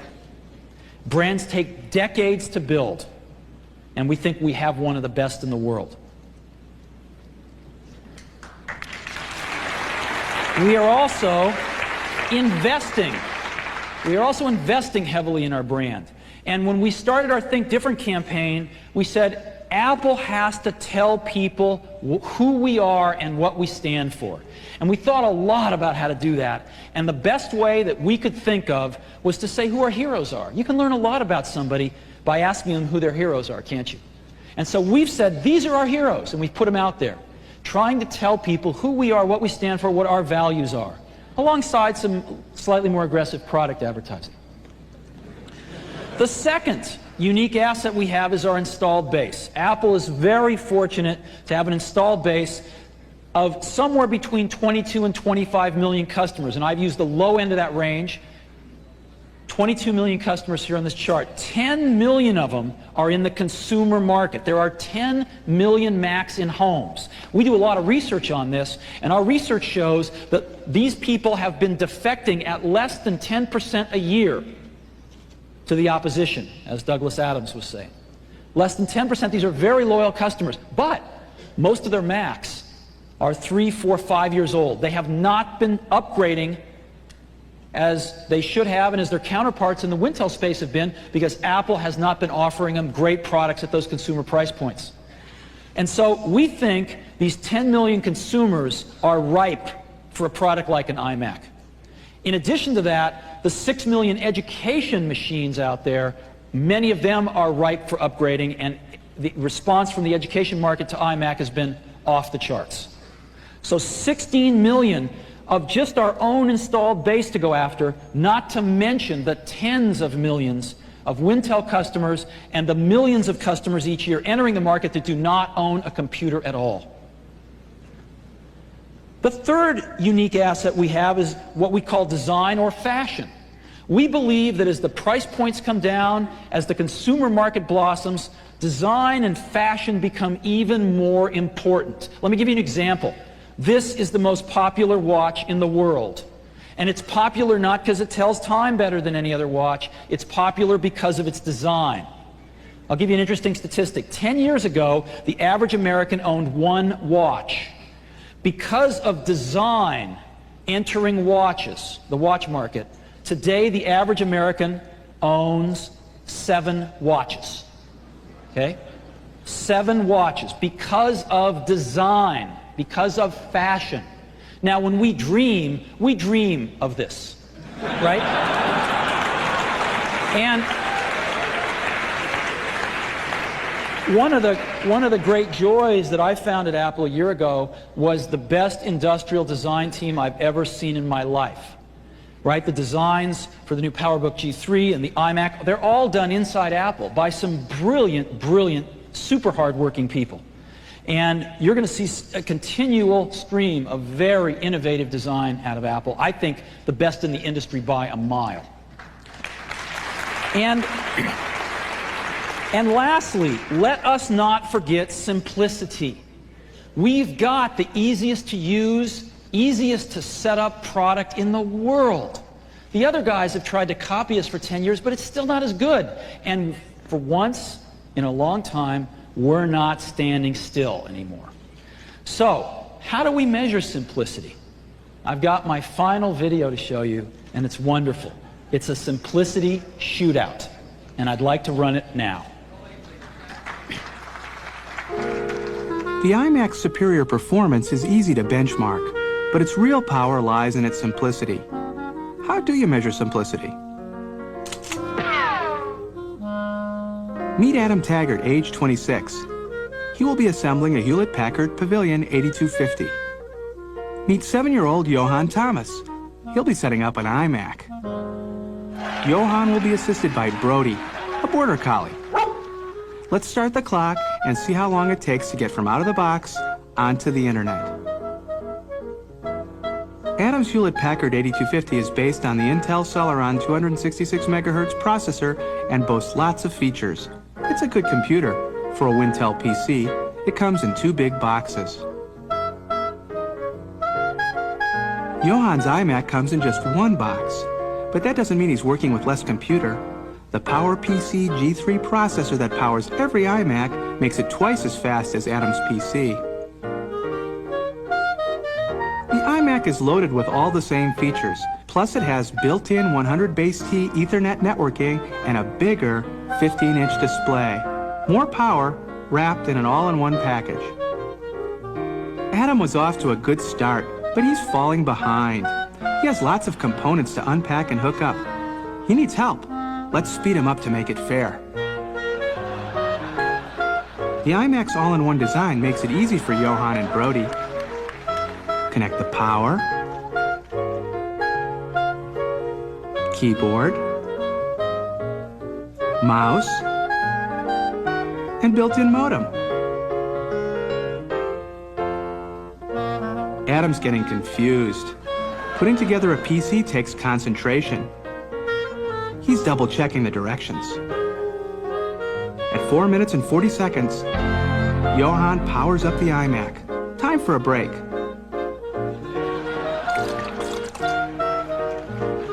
Those external speakers are costing Adam time.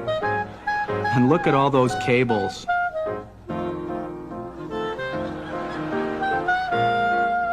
Johann is close to the finish line. Using Internet Setup Assistant, from out of the box onto the internet, he logs on at 8 minutes 15 seconds. Game over.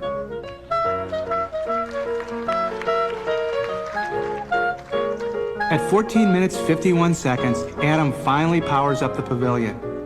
Now might be a good time to review some of the extensive documentation that comes with every PC. With all the time he saved, Johann checks his stock portfolio.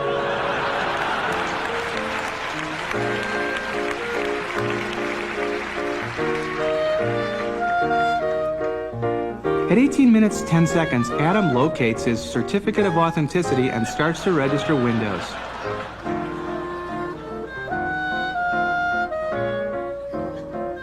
Do we really need to see more? Adam's final time to log on is 27 minutes 39 seconds, over 3 times longer than Johann and Brody. Now you're probably thinking, this isn't fair. You're right, Brody helped.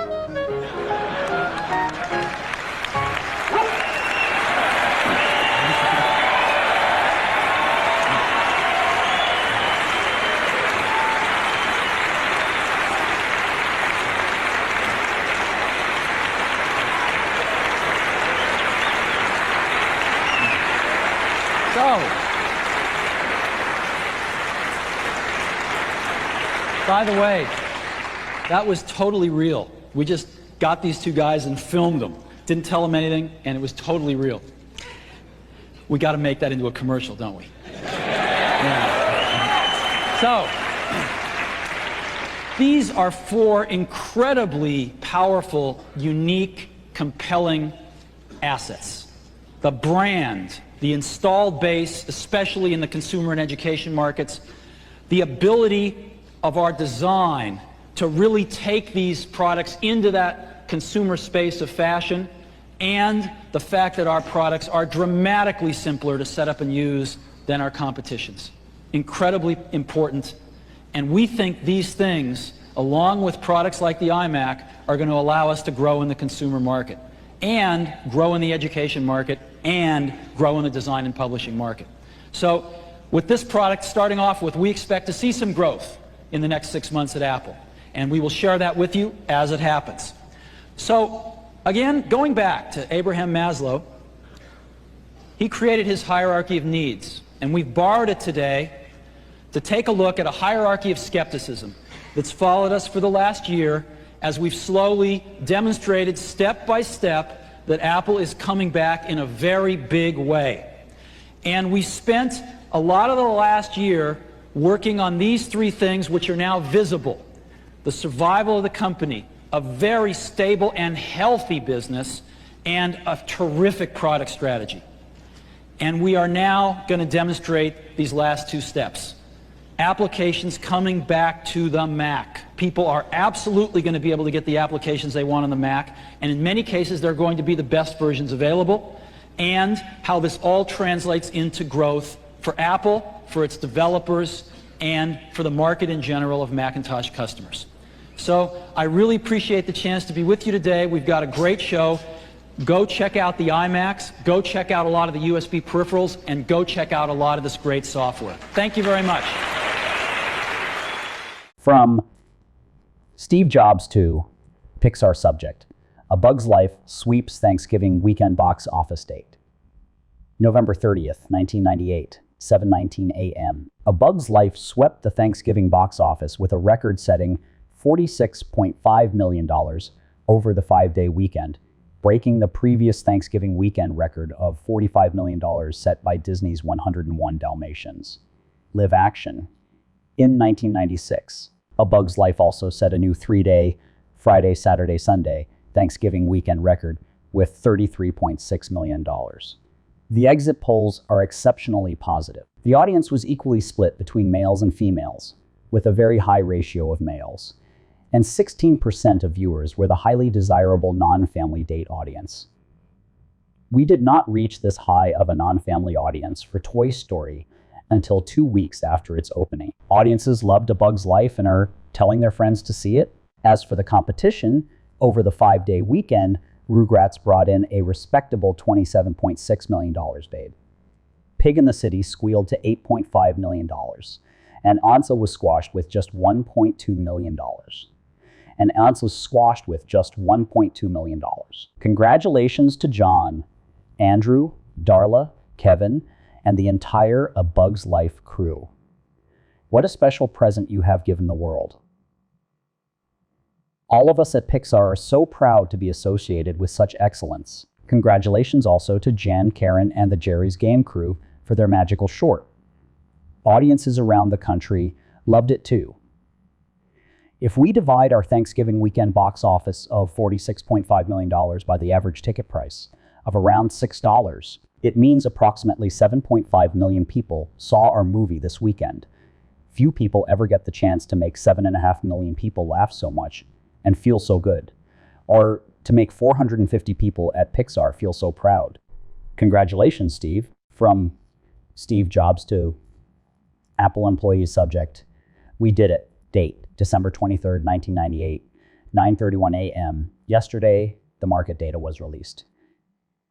And drum roll, during the month of November, in US retail and mail order channels, outselling all other brands, the iMac captured 7.1% of unit volume and 8.2% of dollar volume. This propelled Apple's overall market share in retail and mail order to double, from about 5% in August to 10% in November. You can read all about it on our website, YouGoWapple.com, in the hot news section, or in today's Wall Street Journal, US edition, page A1 and B7. This incredible achievement is the result of our hard work. Please take a moment to reflect on how far we have come in the last 18 months. It is amazing what we have all accomplished together. I am so proud of our team and feel incredibly excited to be at Apple. Have a wonderful holiday, Steve. From Steve Jobs to Apple employees subject, Macintosh turns 15 date. January 24th, 1999, 7:49 p.m. 15 years ago. Today, on January 24th, 1984, Apple launched the first Macintosh at Flint Center in Cupertino, California. Its revolutionary ease of use made computing accessible to the rest of us, and its infusion of graphics and typography placed the Macintosh at the intersection of computer science and the liberal arts. The Macintosh became the second revolution in personal computing. The Apple I was the first. Its groundbreaking ideas and benefits extended beyond Apple, transforming an entire industry and touching hundreds of millions of people around the globe. Apple has much to be proud of here.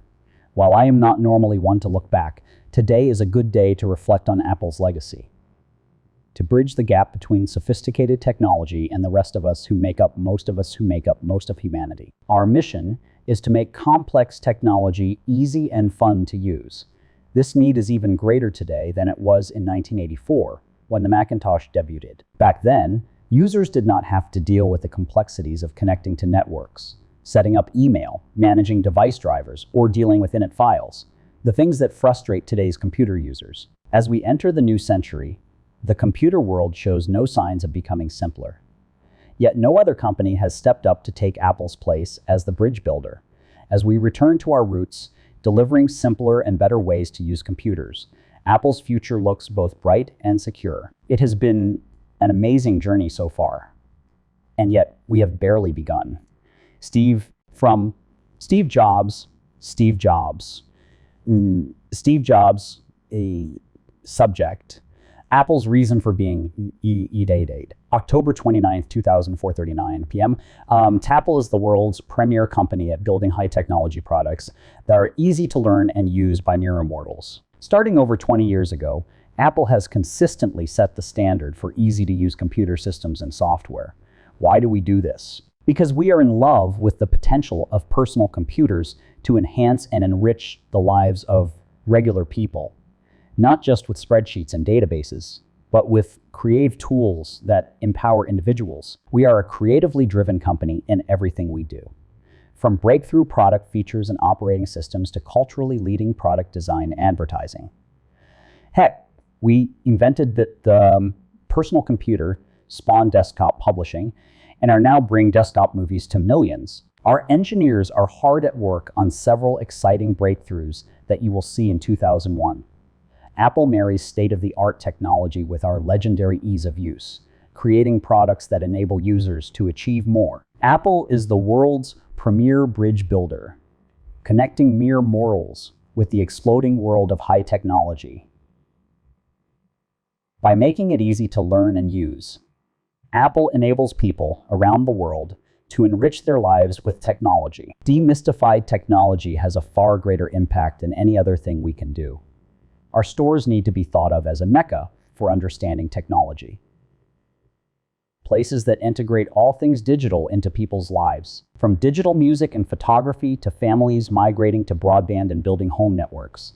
Apple should be the place that makes it all come together. Speech to Pixar employees. Hopefully, we captured a bit of Pixar's soul in this building. In November 2000, Steve officially opened Pixar's headquarters building in Emeryville, California. I just wanted to say a few words as we sort of come together to live here. You know, I have seen this building, every square millimeter of this building in almost every stage of its planning and development and construction. Except for one thing, which is I've never seen people in it. It makes all the difference. This big space here looks pretty big without people in it. And with all of us in it, it looks just right.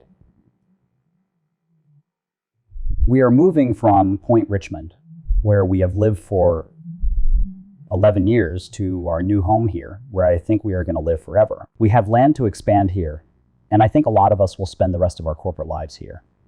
We are moving from 4 buildings to 1. One of the things people have said this morning is they are seeing people for the first time that work at our company. That's both startling and kind of exciting. We have designed this building to be a more urban environment. That's what this is. This is Town Square right here. And it's a place for you to meet people you have never met before. A place for us to interact and collaborate, which is really the basis of our success. So it's a very different feeling to get us all into one building and yet provide us a nice park so we can get away from everybody else when we need to. We bought this land 4 years ago. It was a giant Del Monte fruit cocktail factory. It had been abandoned and was decrepit. It was falling apart and for some reason we saw the land underneath it that no one else saw. We bought it. We bought 16 gorgeous acres of land, which is one of the rare large parcels of land left in the Bay Area. Deciding what building to build was really hard.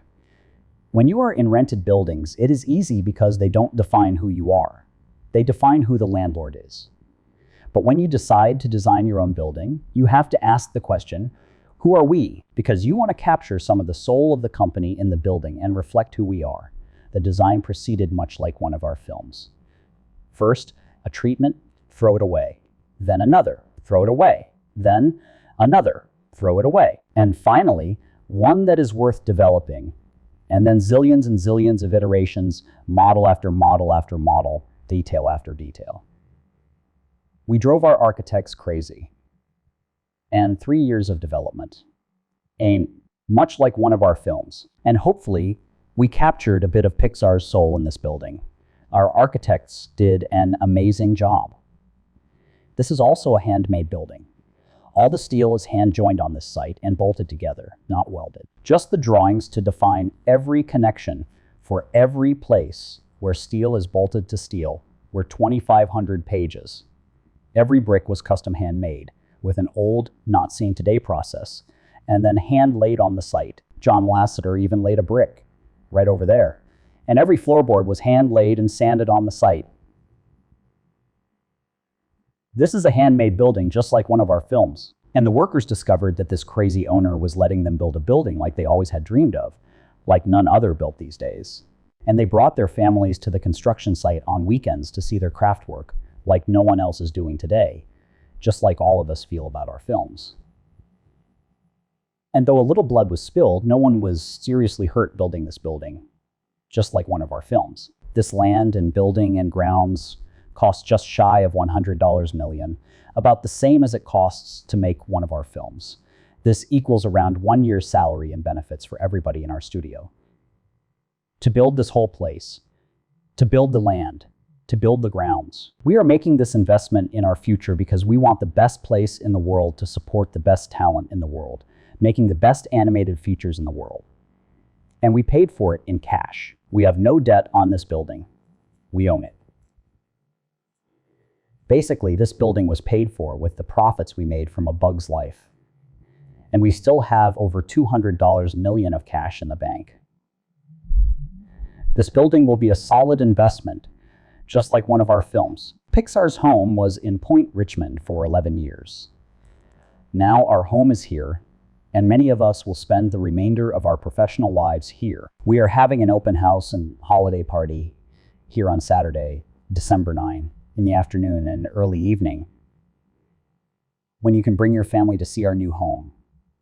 This home has been lovingly built by talented workers. The building has good karma already, but its purpose is not just to be a cool building or to impress anyone on the outside. It is to house and inspire the most talented group of filmmakers in the world. That's you. And so today, the architects Tom, Craig, and the amazing crew that we have here at the company, all of the facilities crew and the ISE, information systems crew, and everybody who has moved us seamlessly over the last week, we are officially turning the building over to you, the creative owners. So go make some history here.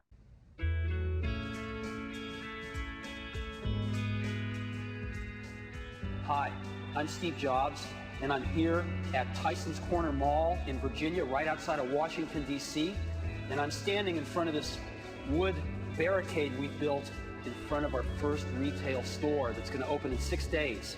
Now, nobody's seen inside here yet, and I'd like to take you inside for a secret little private tour, so come on in.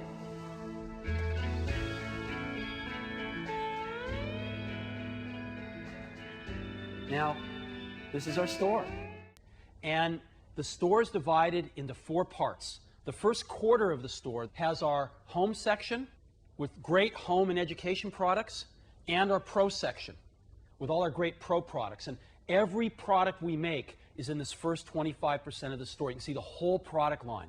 And as you see up on the ceiling, we've even labeled the sections. Home, music, kids, genius on this side, and pro, movie, photos, and etc. on this side. So the first 25% shows you our entire product line. Now there's 36 computers on display in the store. Every single one of them is connected to the internet. So you can go up to any computer and start surfing, go to your personal website, or do whatever you want to do on the internet.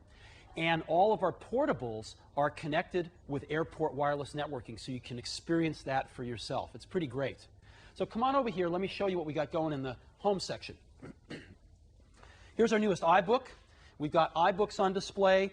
Most of the products are running self-running demos, but you can just walk up to them and start using them for anything you like. And here we've got 3 iBooks on display, and we've got every single model of iMac we make as well.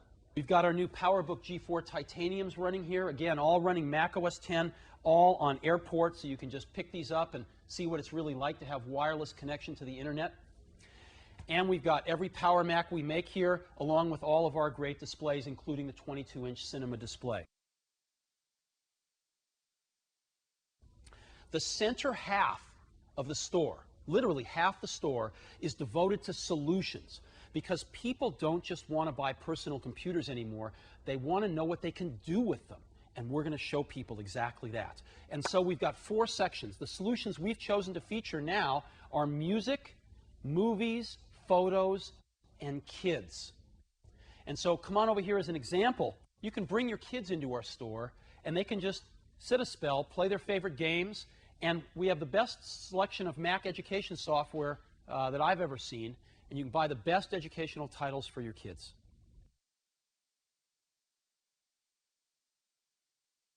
We decided carrying our own products wasn't enough.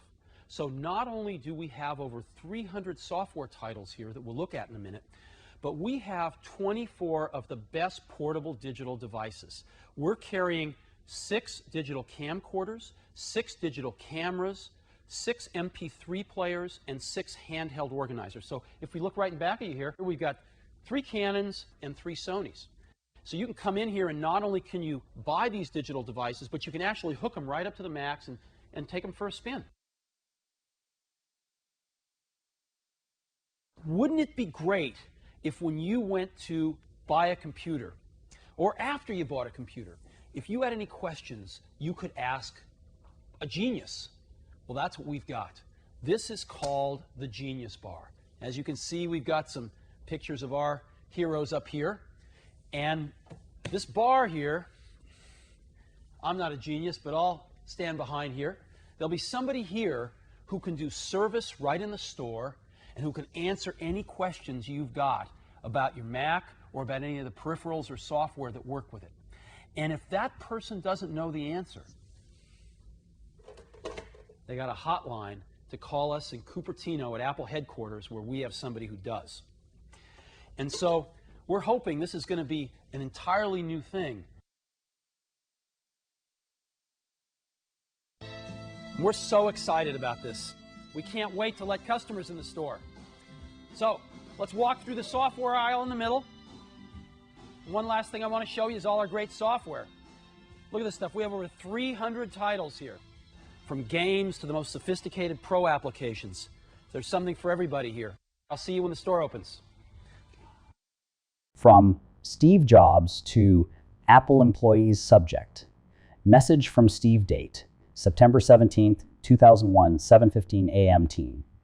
Last week's devastating and tragic events have touched all of us at Apple. We are grieving for the victims and their families. Thankfully, no Apple team members were among them. I know many of you have taken time to support relief efforts, donate blood, and help those around you. Your extra efforts are deeply appreciated.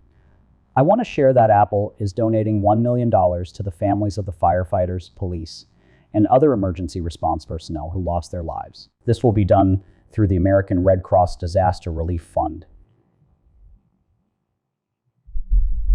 Additionally, we will donate one iBook to each of these families with children. Today, we're also announcing the cancellation of Apple Expo 2001, which was scheduled for September 26th through 30th in Paris. We deeply regret disappointing our customers and developers, but their safety must come first. Apple is a very visible American company, and hosting a highly publicized event at this time would be irresponsible. We are taking additional steps to ensure everyone's safety. Apple security will remain on heightened alert at all our facilities worldwide for the foreseeable future. Please report any suspicious events or personnel to security immediately.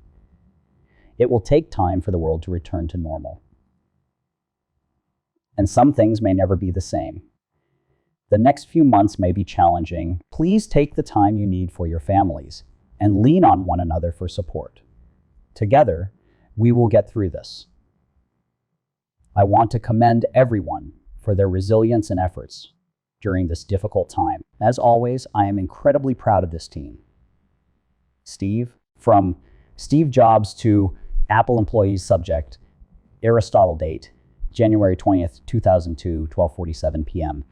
We are what we repeatedly do. Excellence, then, is not an act. From Steve Jobs to Apple employees subject, Aristotle date, January 20th, 2002, 12:47 p.m. We are what we repeatedly do.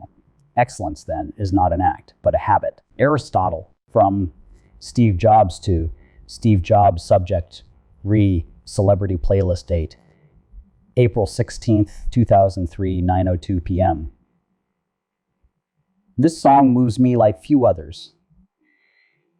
Sligo, River Blues, and In Christ There Is No East or West by John Fahey, If I Laugh by Cat Stevens, or Trouble, Bob Dylan's Every Grain of Sand. Baby Let Me Follow You Down from his 66 tour, Live. Along with She Belongs to Me, Desolation Row, Just Like a Woman, and It's All Over Now, Baby Blue, Never Never Land by Vince Guaraldi, Sweet Jane by the Velvet Underground, and Here Comes the Sun by the Beatles. Alongside classics like Ticket to Ride, Yesterday, Nowhere Man, and In My Life. Joni Mitchell's Little Green, Camelot by Lerner and Lowy, Sweet Judy Blue Eyes by Crosby, Stills and Nash and Wooden Ships, Neil Young's Harvest, Jimi Hendrix's Hey Joe, and Audrey Hepburn's rendition of How Long Has This Been? Good Shepherd by Jefferson Airplane, You're Still My Woman by B.B. King, and For a Dancer by Jackson Browne. Bob Dylan again with New Morning, Take Me to the River by the Talking Heads from Stop, Making Sense, and Angel from Montgomery by Bonnie Raitt, Father and Son by Cat Stevens, Minor Swing by Django Reinhardt, Where to Now, St. Peter by Elton John, and Colors Dance by George Winston, The Dark End of the Street by James Carr. Come on, Let's Go by Richie Valens, Tupelo Honey by Van Morrison, and Judy Garland's live version of Over the Rainbow. Each of these songs touches me deeply and inspires me in its own unique way. From Steve Jobs to Steve Jobs subject, celebrity playlist, write update. December 27th, 2003, 4:58 p.m. For a Dancer, I first heard this song on my car radio while driving down Highway 280, and I started crying. I had not listened to much Jackson Browne at the time, but the lyrics just blew me away. Since then, I have explored many more of his songs, but this one remains my favorite. Little Green, this autobiographical song by Joni Mitchell, is about giving her daughter up for adoption. Maybe it moves me so deeply because I am adopted myself. After realizing the story behind it, I cry every time I hear it.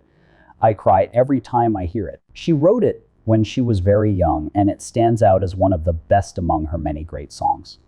I Get a Kick Out of You. This is from Ella Fitzgerald's incomparable Cole Porter Songbook album. Her performance is nothing short of magical. All I have to do is dream this song was a hit when I was very young. I remember listening to it as my parents played it, and it brings back wonderful memories. It was a transitional time. Groups like the Everly Brothers filled that gap beautifully. From Steve Jobs to Steve Jobs subject, Golden Age date, May 3rd, 2003, 5:08 p.m.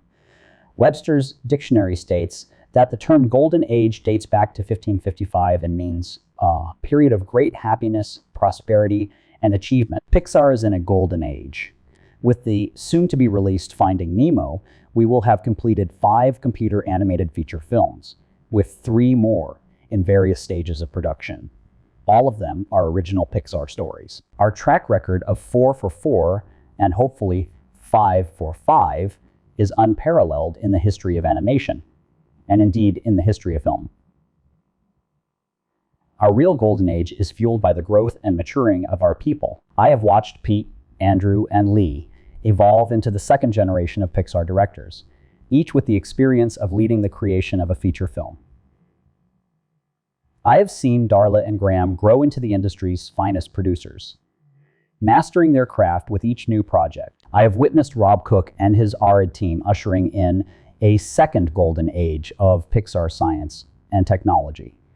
Everywhere in our studio, I see the kind of sprouting that signals springtime.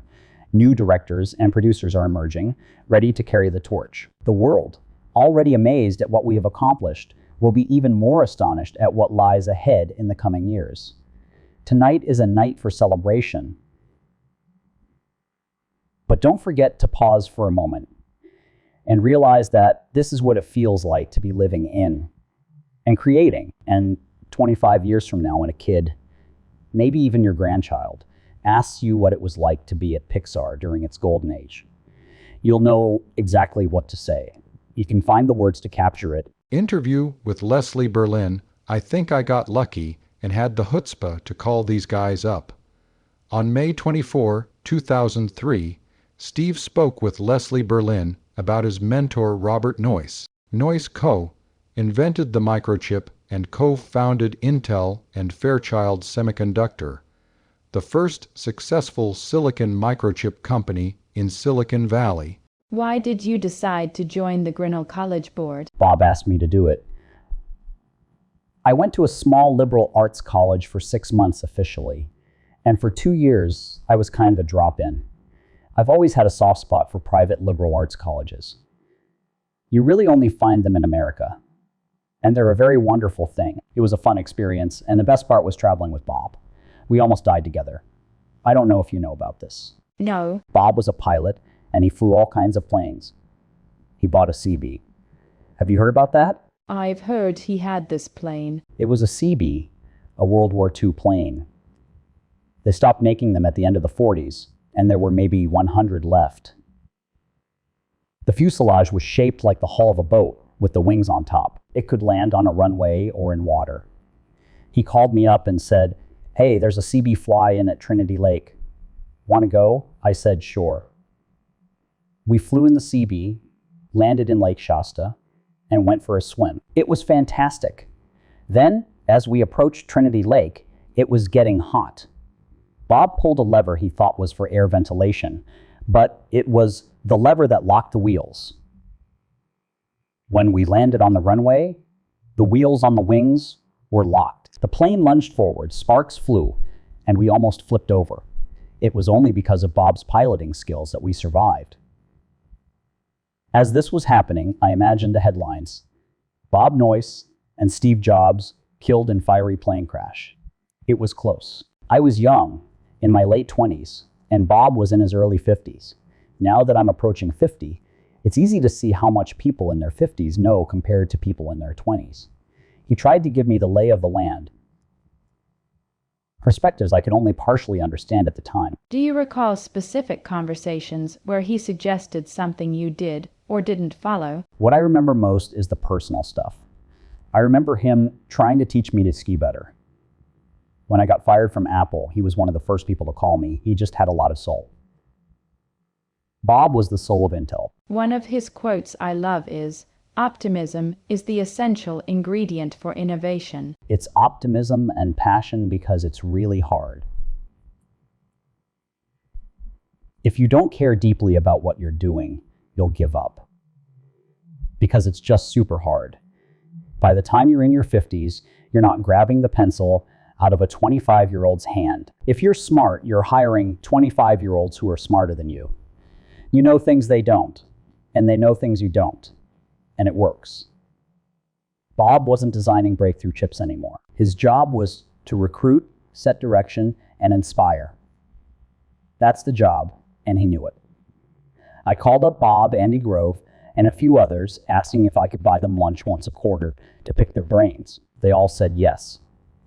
It was wonderful. I got to meet Hewlett and Packard too. I felt connected to that second era of the Valley. The transition from semiconductor companies to early computer companies. Bob was my bridge to that era. Why does that sense of connection matter? There's a human drama to everything. To understand what's happening now, you have to know how it got here. Schopenhauer put it beautifully. He who lives to see 2 or 3 generations is like a man who sits sometime in the conjurer's booth at a fair and witnesses the performance twice or thrice in succession. The tricks were meant to be seen only once, and when they are no longer a novelty and cease to deceive, their effect is gone. The other thing I admired about Bob was his understanding of succession. He gave up the CO job at Intel. He wasn't trying to run it from the back room. He wasn't trying to run it from the back room. He knew the importance of keeping the company going and not making it a one-man show. Speech at Stanford's Graduate School of Business, "You never know what's around the next corner." On May 29, 2003, Steve Jobs spoke to MBA students about his experiences as CEO of Pixar and Apple. Pixar and Apple are incredibly different companies. At Apple, new products launch every few weeks, and decisions, 10 important ones a day, can often be corrected within a few months if they're wrong. Pixar, on the other hand, produces 1 new product a year at best. Decisions there, maybe 3 critical ones a quarter, are incredibly hard to change once made. While Apple is the most creative of the technology companies, Pixar is the most technical of the creative companies. In that sense, they're striving for an ideal balance, but from opposite ends of the spectrum. Apple's retail strategy illustrates the importance of understanding your audience. We didn't build stores just for the 5% of people who already use our products. Our goal was the other 95%. To reach them, we needed high-traffic locations, places where people could wander in without committing to a drive. We paid extra for real estate, and it's worked. One of the most surprising lessons I learned at Pixar is how little understanding exists between technology and creative companies. Many in Silicon Valley believe the creative process is just people sitting on a couch, drinking beer, and coming up with jokes. At Pixar, I saw that creating films requires discipline and passion as rigorous as anything I've seen in engineering. On the other side, content companies see technology as something you buy with a check, missing the nuance, creativity, and elegance of the process. It's like ships passing in the night. The most important lesson I've learned in business is to hire people better than you are. The dynamic range between average and exceptional talent is massive in this field. I saw it firsthand with Woz, who could outperform 200 engineers at Hewlett Packard. Building a team like that is challenging. Exceptional people are often labeled as prima donnas. But when they work together, they thrive. That's what happened with the original McTeam. 50 people achieving what hundreds or thousands at other companies couldn't. Failures have been some of my greatest teachers. Getting fired from Apple was incredibly hard, but it led to Pixar. Life is funny that way. Sometimes your greatest adversities provide the most growth. When I returned to Apple in 1997, I found incredible individual contributors who stayed because, as they said, we bleed 6 colors. The problem was management, so we replaced much of it and promoted passionate people into leadership roles. Most of them, over 90%, became extraordinary managers. Management isn't about controlling or micromanaging. It's about values. The key is finding people who share the same vision, people who want to go to the same destination. You can argue about how to get there, but you all want the same thing. At Apple, the focus shifted back to making the best personal computers in the world, with profit as a means to keep pursuing that goal. That clarity of purpose makes all of the difference. Recruiting people aligned with those values. Recruiting people aligned with those values. That's half the battle. Thank you for allowing me to share my experiences. I deeply appreciate the opportunity to be here with you.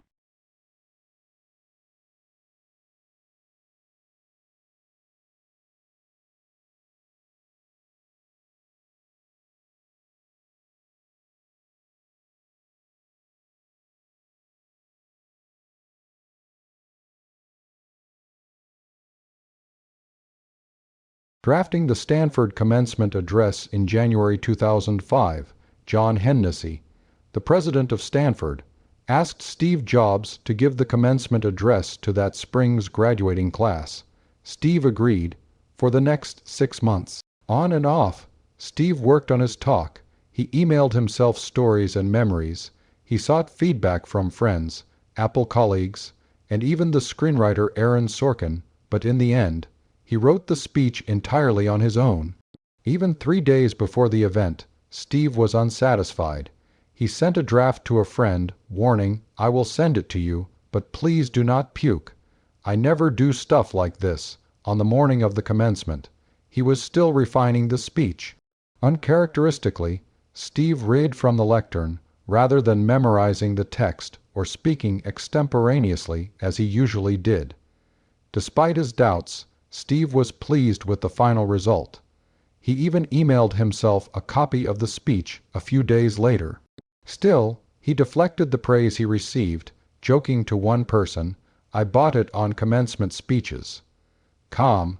The address has since been viewed millions of times online and is included in school curricula worldwide. Below are some of the ideas Steve emailed to himself as he drafted his now legendary talk. Drafting the Stanford commencement address from Steve Jobs to Steve Jobs subject. Commencement date, January 15th, 2005, 10:35 a.m. This is the closest I have ever come to graduating from college. They have asked me to say a few things today that you can learn from, but honestly, I should be learning from you. Habits are powerful. Consider this. From now until you are 42, if you meditate for 20 minutes a day or walk to work 30 minutes each way, those habits add up. 30 minutes twice a day becomes an hour a day. Over 5 days a week, that is 250 hours a year. Across 20 years, that is 5,000 hours, the equivalent of over 1 full year of your life. You are what you eat. Think about how many cows, chickens, and cups of coffee or soda you consume. Fasting, 1 day a week, might teach you something profound. Curiosity. There is a quote from Autobiography of a Yogi that says, "What is miraculous is..." When I was 20, I took classes here at Stanford. I had no money. But now my wife and I are donating 1 free scholarship per year in your name for an offbeat student who needs it. The world you are entering is crazy. With nuclear weapons, biological threats, and sometimes less than great leadership, Gandhi once said, "Be the change you want to see in the world." So I will focus on you, your inner world, and how you approach life. From Steve Jobs to Steve Jobs subject. Starting Apple date. When Woz and I started Apple, most of our friends and family thought we were nuts. Woz had a great job designing handheld calculators at Hewlett-Packard, and I had a fun job designing games at Atari. But we gave them up to start a company building a primitive computer for hobbyists, a product that cost us more to make than we could sell it for. I remember telling Woz we might fail, but we have no responsibilities right now. No wives, no kids, no house payments. If we do not do this now, we never will. The worst case scenario. We would have the memories of having gone for it. Instead of investing in better cars, better apartments, or bigger bank accounts, we invested in ourselves. From Steve Jobs to Steve Jobs to Steve Jobs subject. Story, redate, June 9th, 2005, 10:15 p.m. The most important thing I have ever learned from making big decisions is to remember that I will be dead soon. When I was 17, I read a quote, "If you live each day as if it was your last someday, you will most certainly be right." Every morning since then, I have asked myself, if today were the last day of my life, would I want to do what I am about to do today? If the answer is no, for too many days in a row, I know I need to change something. Life is a story. It is hard to see that when you are looking forward at 22. But imagine yourself as an old person looking back. Your life will be a story with heroes, villains, and pivotal moments. When you have to choose between a prestigious job that pays well and an offbeat job with no future that makes your heart sing, picture yourself 50 years later. You will know what belongs in your story. From Steve Jobs to Steve Jobs subject, Stanford speech ending date, May 5th, 2005, 9:09 When I was your age, there was an amazing publication called the Whole Earth Catalog. It was created in Menlo Park, not far from here. They put out several issues, and when it had run its course, they published a final one. On the back cover of that last issue was a photograph of an early morning country road, the kind you might hitchhike on if you were adventurous. Beneath it were the words, "Stay hungry, stay foolish." It was their farewell jewel of wisdom. And I have always wished that for myself. Now, I wish that for myself. Now, I wish that for you. Thank you very much. I'm honored to be with you today for your commencement from one of the finest universities in the world. Truth be told, I never graduated from college, and this is the closest I've ever gotten to a college graduation. Today, I want to tell you 3 stories from my life. That's it. No big deal. Just 3 stories. The first story is about connecting the dots. I dropped out of Reed College after the first 6 months, but then stayed around as a drop-in for another 18 months or so before I really quit. So why'd I drop out? It started before I was born. My biological mother was a young, unwed graduate student, and she decided to put me up for adoption. She felt very strongly that I should be adopted by college graduates, so everything was all set for me to be adopted at birth by a lawyer and his wife.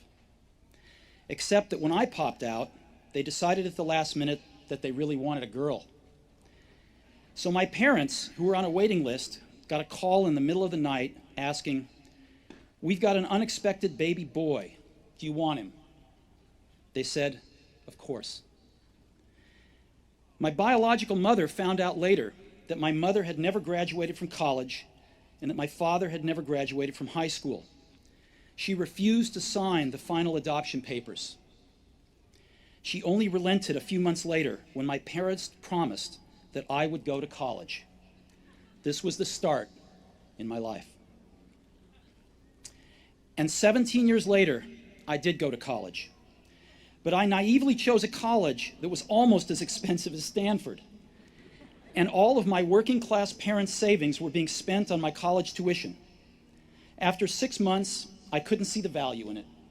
I had no idea what I wanted to do with my life, and no idea how college was going to help me figure it out.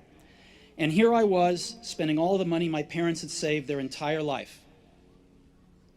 So I decided to drop out and trust that it would all work out okay. It was pretty scary at the time, but looking back, it was one of the best decisions I ever made. The minute I dropped out, I could stop taking the required classes that didn't interest me and begin dropping in on the ones that looked far more interesting. It wasn't all romantic. I didn't have a dorm room, so I slept on the floor in friends' rooms. I returned Coke bottles for the 5-cent deposits to buy food with. And I would walk the 7 miles across town every Sunday night to get one good meal a week at the Hare Krishna temple. I loved it. And much of what I stumbled into by following my curiosity and intuition turned out to be priceless later on. Let me give you one example. Reed College at that time offered perhaps the best calligraphy instruction in the country. Throughout the campus, every poster, every label on every drawer was beautifully hand calligraphed. Because I had dropped out and didn't have to take the normal classes, I decided to take a calligraphy class to learn how to do this. I learned about serif and sans serif typefaces, about varying the amount of space between different letter combinations, about what makes great typography great. It was beautiful, historical, artistically subtle in a way that science can't capture, and I found it fascinating. None of this had even a hope of any practical application in my life. But 10 years later, when we were designing the first Macintosh computer, it all came back to me. And we designed it all into the Mac. It was the first computer with beautiful typography. If I had never dropped in on that single course in college, the Mac would have never had multiple typefaces or proportionally spaced fonts. And since Windows just copied the Mac, it's likely that no personal computer would have them.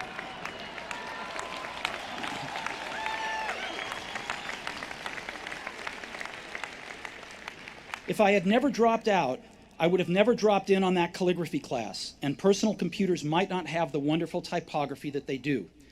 Of course, it was impossible to connect the dots looking forward when I was in college, but it was very, very clear looking backwards 10 years later. Again, you can't connect the dots looking forward. You can only connect them looking backwards. So you have to trust that the dots will somehow connect in your future. You have to trust in something, your gut, destiny, life, karma, whatever, because believing that the dots will connect down the road will give you the confidence to follow your heart even when it leads you off the well-worn path, and that will make all the difference.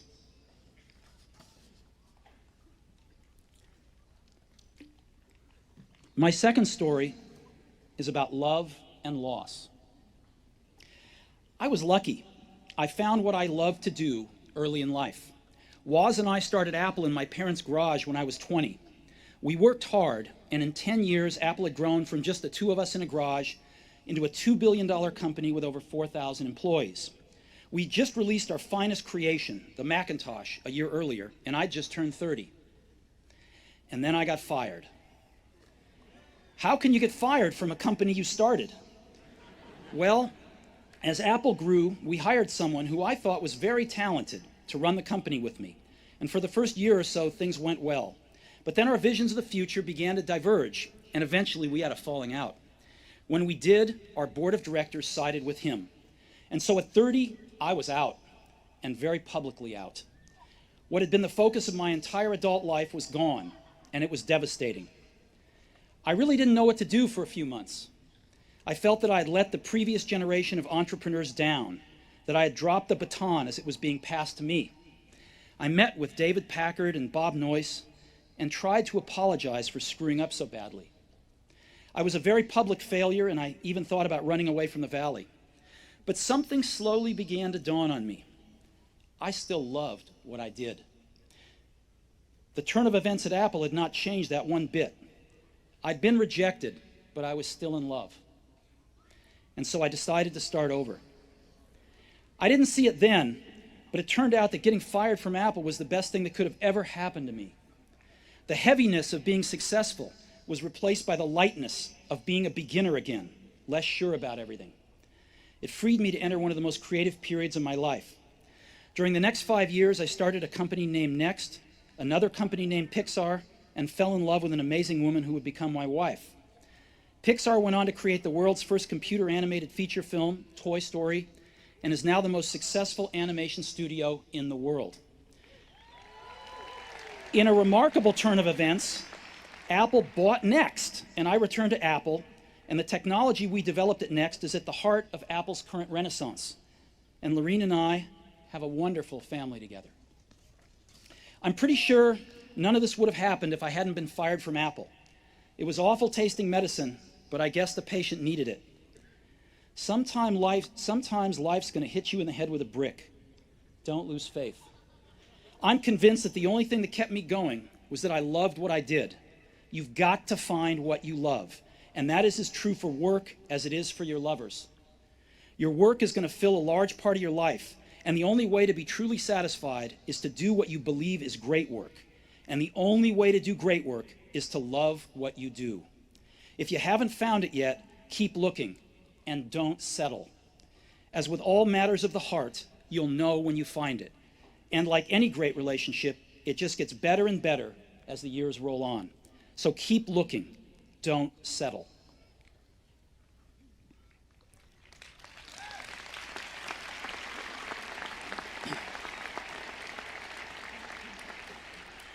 My third story is about death. When I was 17, I read a quote that went something like, "If you live each day as if it was your last, someday you'll most certainly be right." It made an impression on me, and since then, for the past 33 years, I have looked in the mirror every morning and asked myself, if today were the last day of my life, would I want to do what I am about to do today? And whenever the answer has been no for too many days in a row, I know I need to change something. Remembering that I'll be dead soon is the most important tool I've ever encountered to help me make the big choices in life.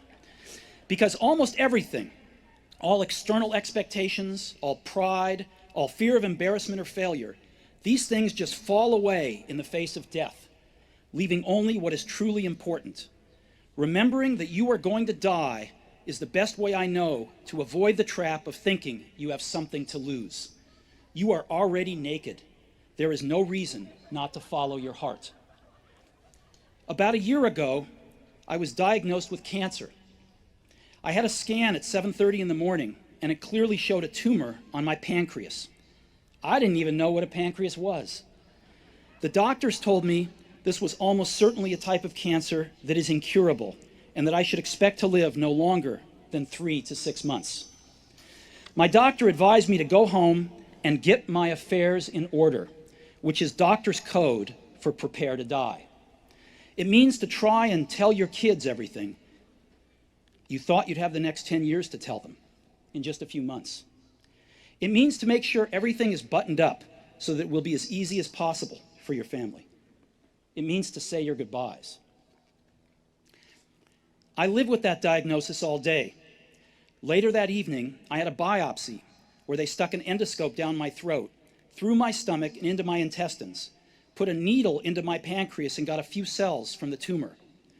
I was sedated, but my wife, who was there, told me that when they viewed the cells under a microscope, the doctors started crying because it turned out to be a very rare form of pancreatic cancer that is curable with surgery. I had the surgery, and thankfully, I'm fine now.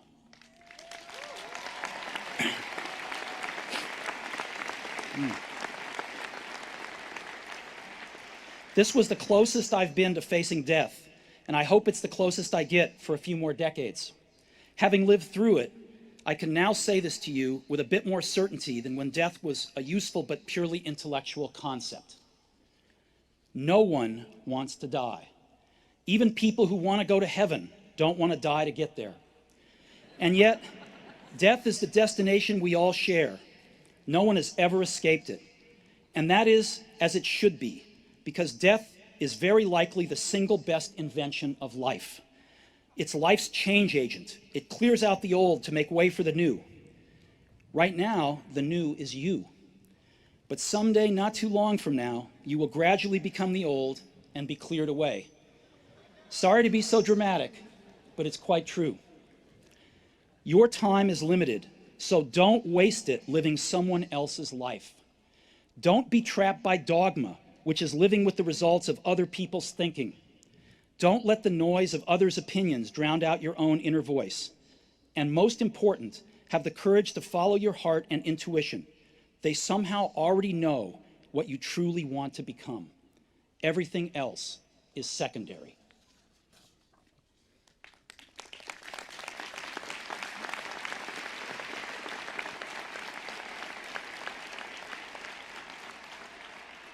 When I was young, there was an amazing publication called the Whole Earth Catalog, which was one of the Bibles of my generation.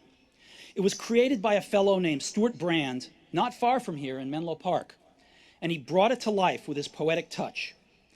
This was in the late 60s, before personal computers and desktop publishing, so it was all made with typewriters, scissors, and Polaroid cameras.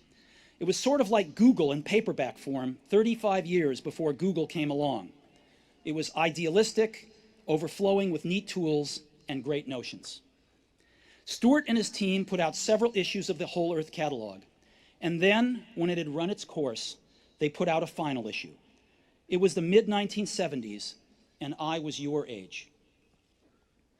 On the back cover of their final issue was a photograph of an early morning country road, the kind you might find yourself hitchhiking on if you were so adventurous. Beneath it were the words, "Stay hungry, stay foolish." It was their farewell message as they signed off. Stay hungry, stay foolish. And I have always wished that for myself. And now, as you graduate to begin anew, I wish that for you. Stay hungry, stay foolish. Thank you all very much.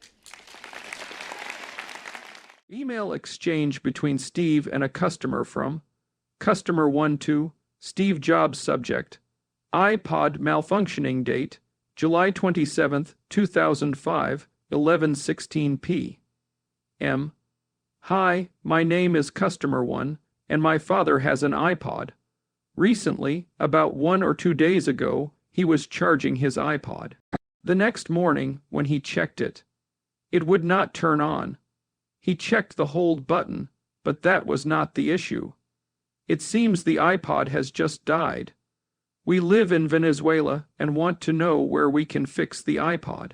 I think it is still under warranty because we bought it around 11 months ago.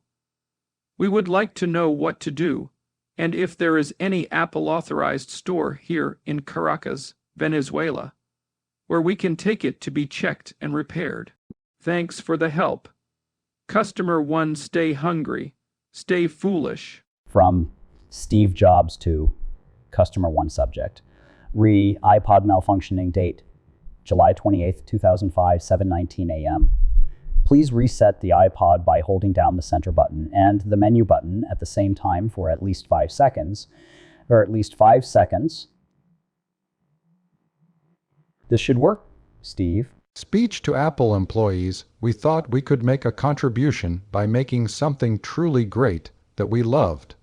The day before the release of the iPhone in 2007, Steve Jobs met with Apple employees to reflect on the journey leading to the launch. You know, one of the reasons we started doing this was that we could see we were getting better and better and better at making iPods. And we realized there was an opportunity to do the next big thing. What should it be? This decision was not driven by market research or financial spreadsheets showing the size of potential markets. It was not about any of that. It was driven by the fact that we all hated our phones. We talked to our friends, our families, everyone we knew, and they all hated their phones too. We thought,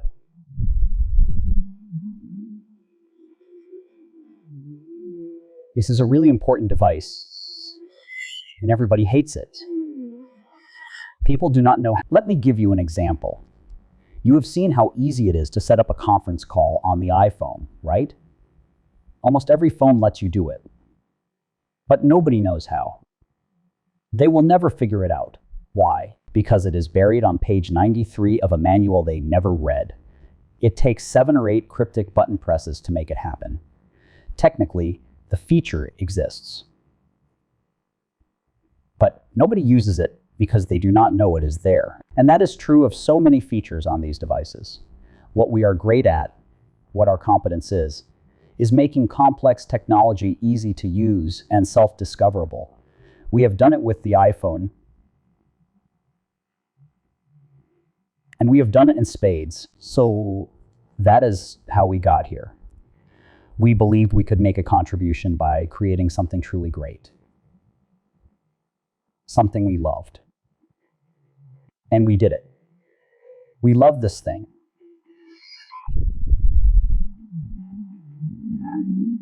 We're going to find out if other people love it as much as we do. This is a day I've been looking forward to for 2.5 years.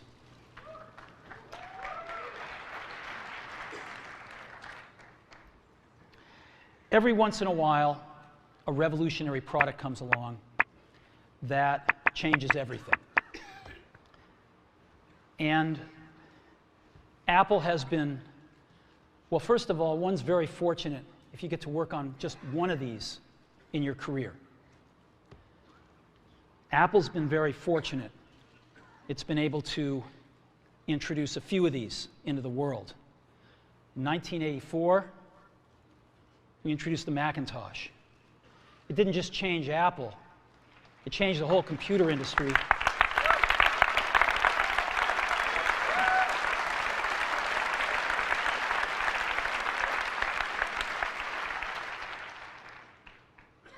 In 2001, we introduced the first iPod. And it didn't just change the way we all listen to music. It changed the entire music industry.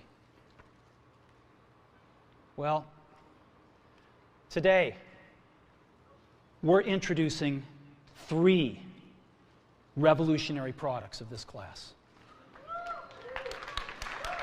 The first one is a widescreen iPod with touch controls.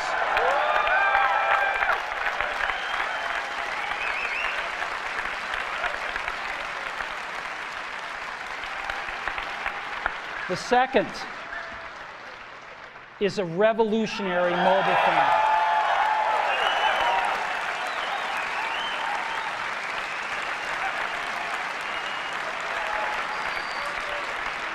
And the third is a breakthrough internet communications device. So, 3 things: a widescreen iPod with touch controls, a revolutionary mobile phone, and a breakthrough internet communications device. An iPod, a phone, and an internet communicator. An iPod, a phone. Are you getting it? These are not 3 separate devices. This is one device. And we are calling it iPhone. Today, Apple is going to reinvent the phone. And here it is.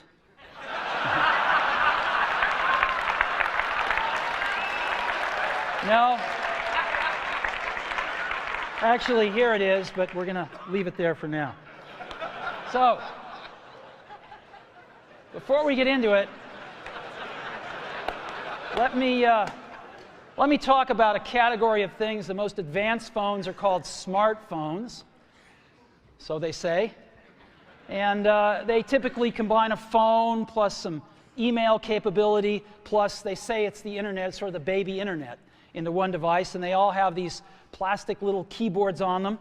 And the problem is that they're not so smart and they're not so easy to use. So if you kind of make a Business School 101 graph of the smart axis and the easy to use axis, phones, regular cell phones are kind of right there. They're not so smart and they're not so easy to use.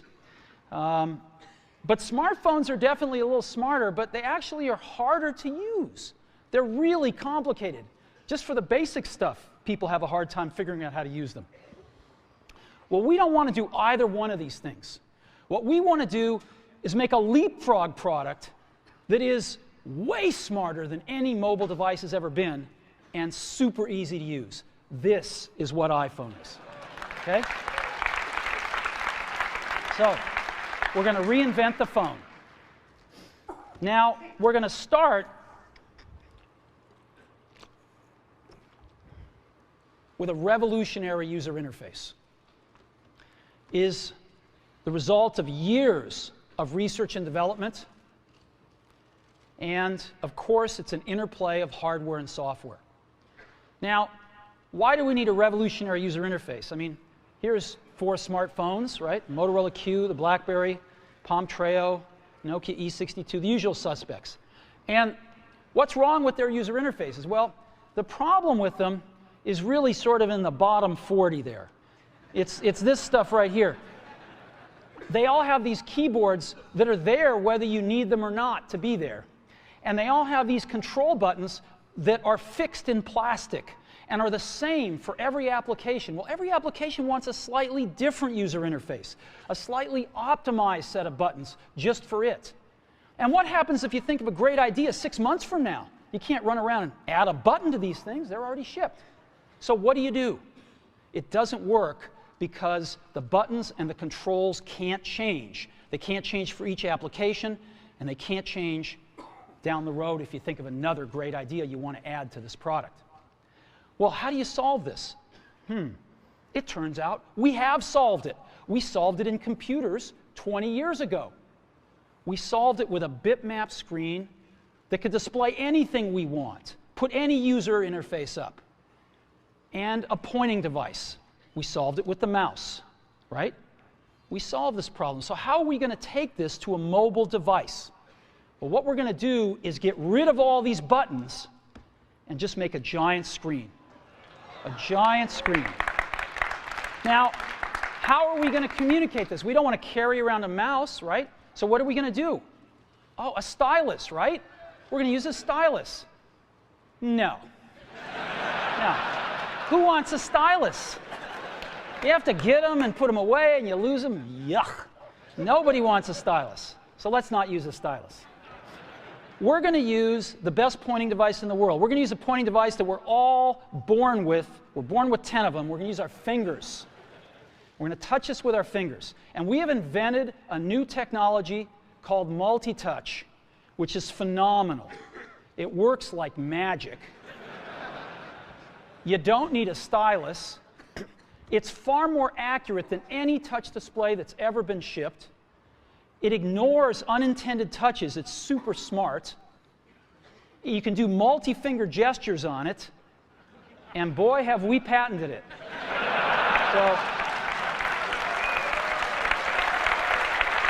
So,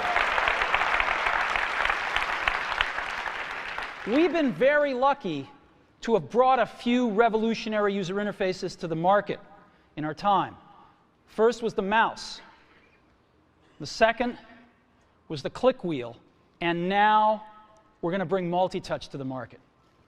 And each of these revolutionary user interfaces has made possible a revolutionary product.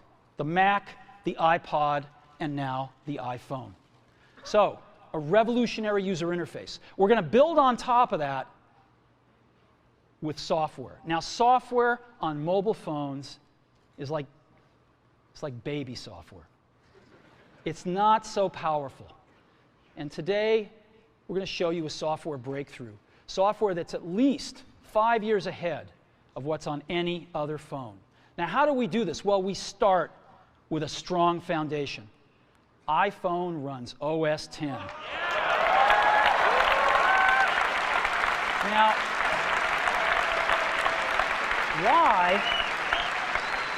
why would we want to run such a sophisticated operating system on a mobile device? Well, because it's got everything we need. It's got multitasking. It's got the best networking.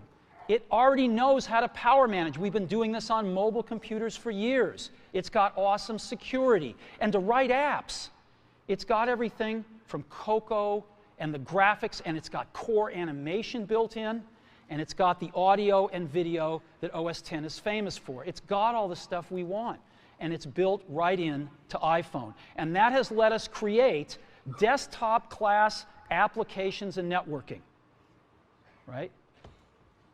Not the crippled stuff that you find on most phones. This is real desktop-class applications. Now, you know, one of the pioneers of our industry, Alan Kay, has had a lot of great quotes throughout the years. And I ran across one of them recently that explains how we look at this, explains why we go about doing things the way we do, because we love software. And here's the quote. People who are really serious about software should make their own hardware. You know, Alan said this 30 years ago, and this is how we feel about it. And so we're bringing breakthrough software to a mobile device for the first time.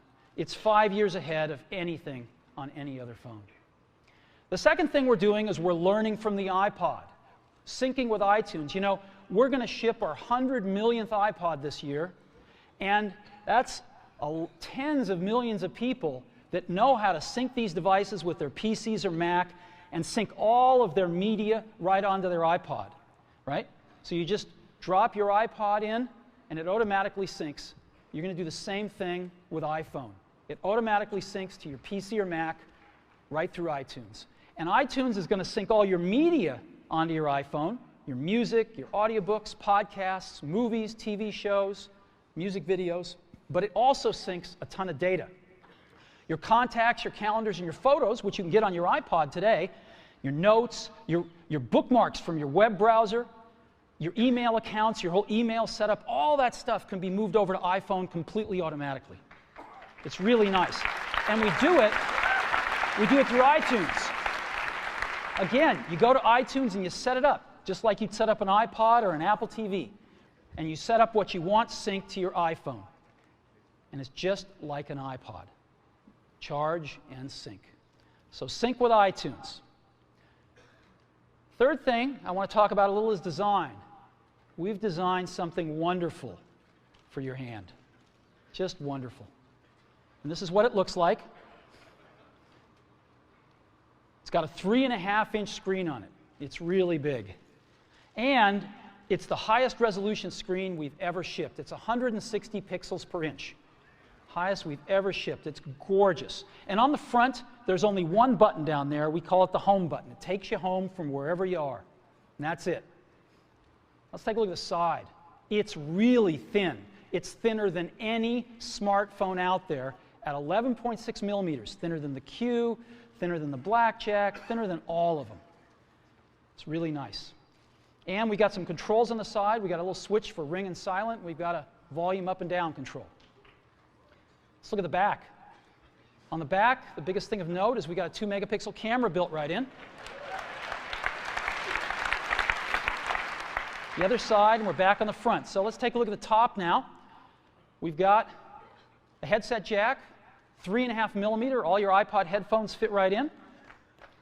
We've got a little tray for your SIM card.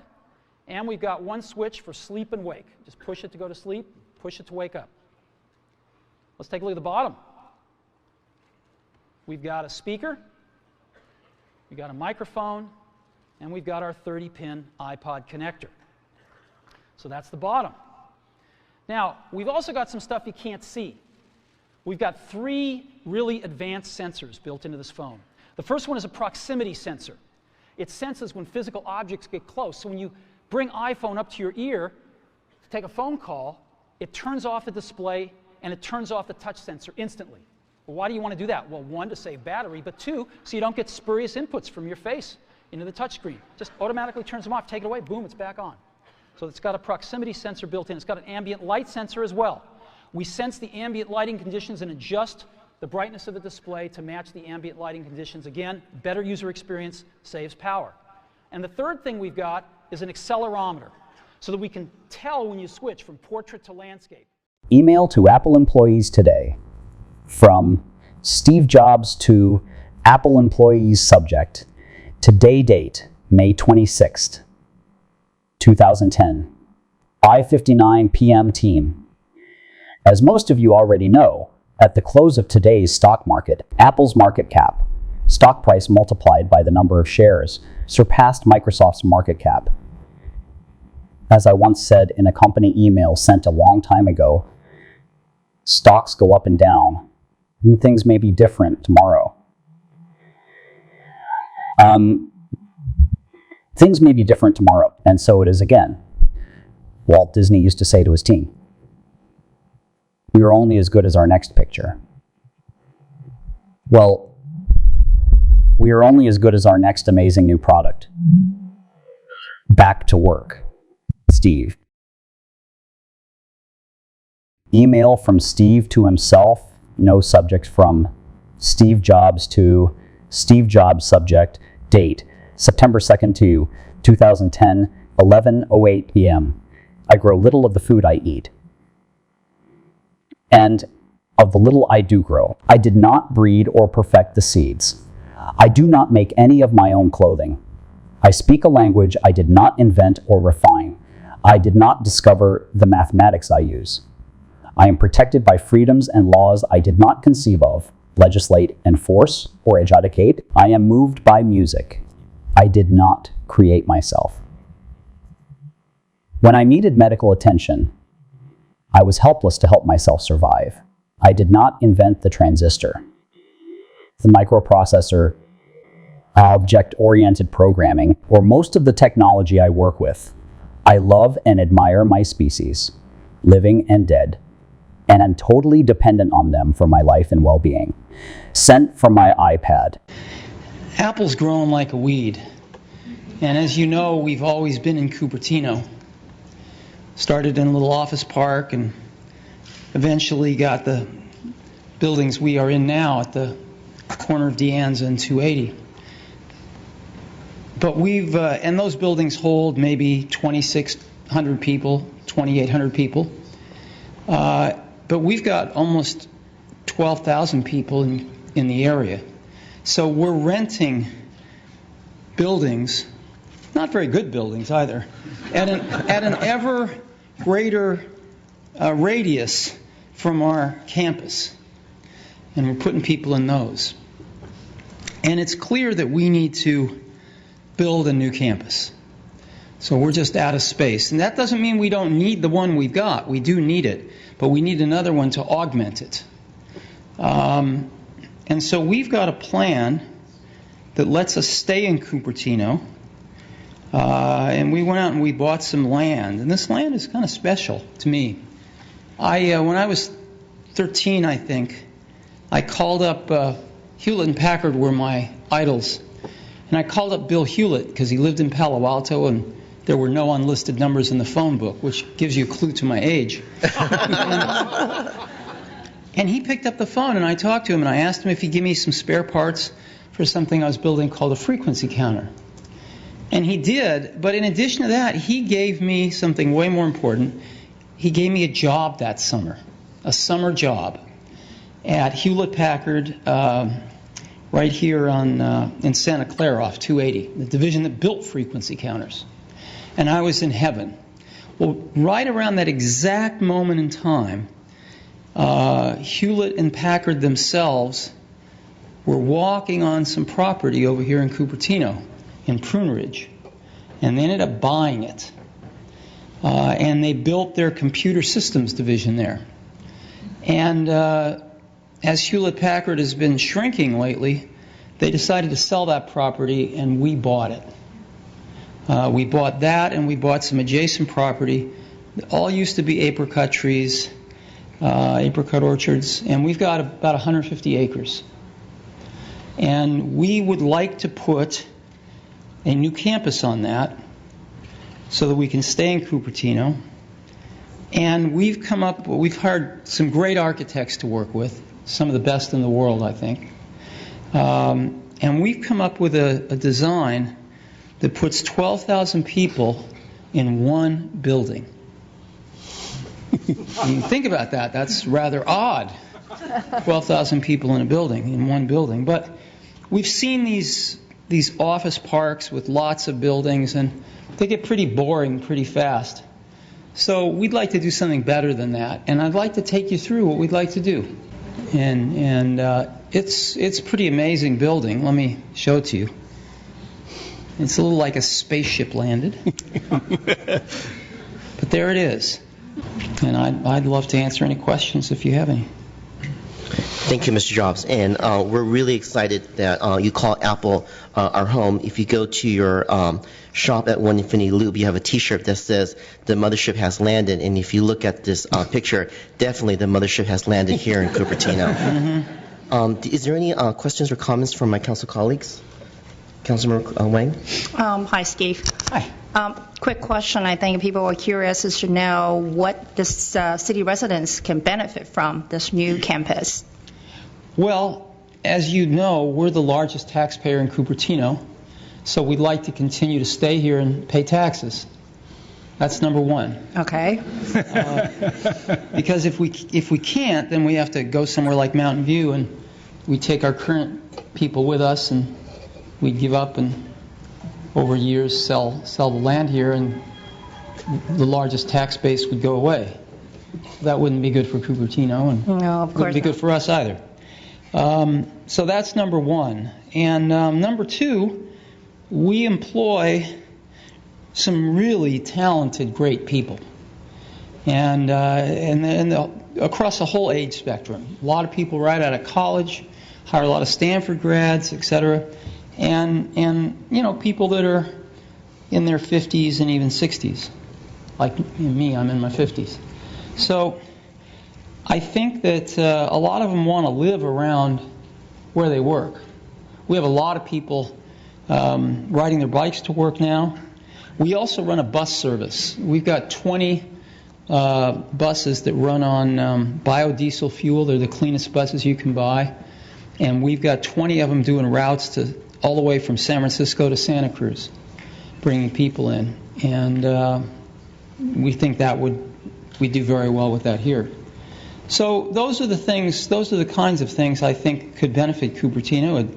An influx of a tax base, an influx of very talented people who are, you know, getting paid. We put them in a fairly affluent group of people, and many of them would choose to make Cupertino their personal home as well as their professional home.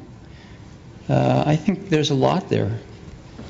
Plus, a whole lot of trees and true, and those are a lot great. less asphalt. Those are great things. I think to be more specific, it's that do we get the free Wi-Fi or something like that? Well, see, I'm a simpleton. I've always had this view that we pay taxes and the city should do those things. That's why we pay taxes. Now, if we can get out of paying taxes, I'll be glad to put up Wi-Fi.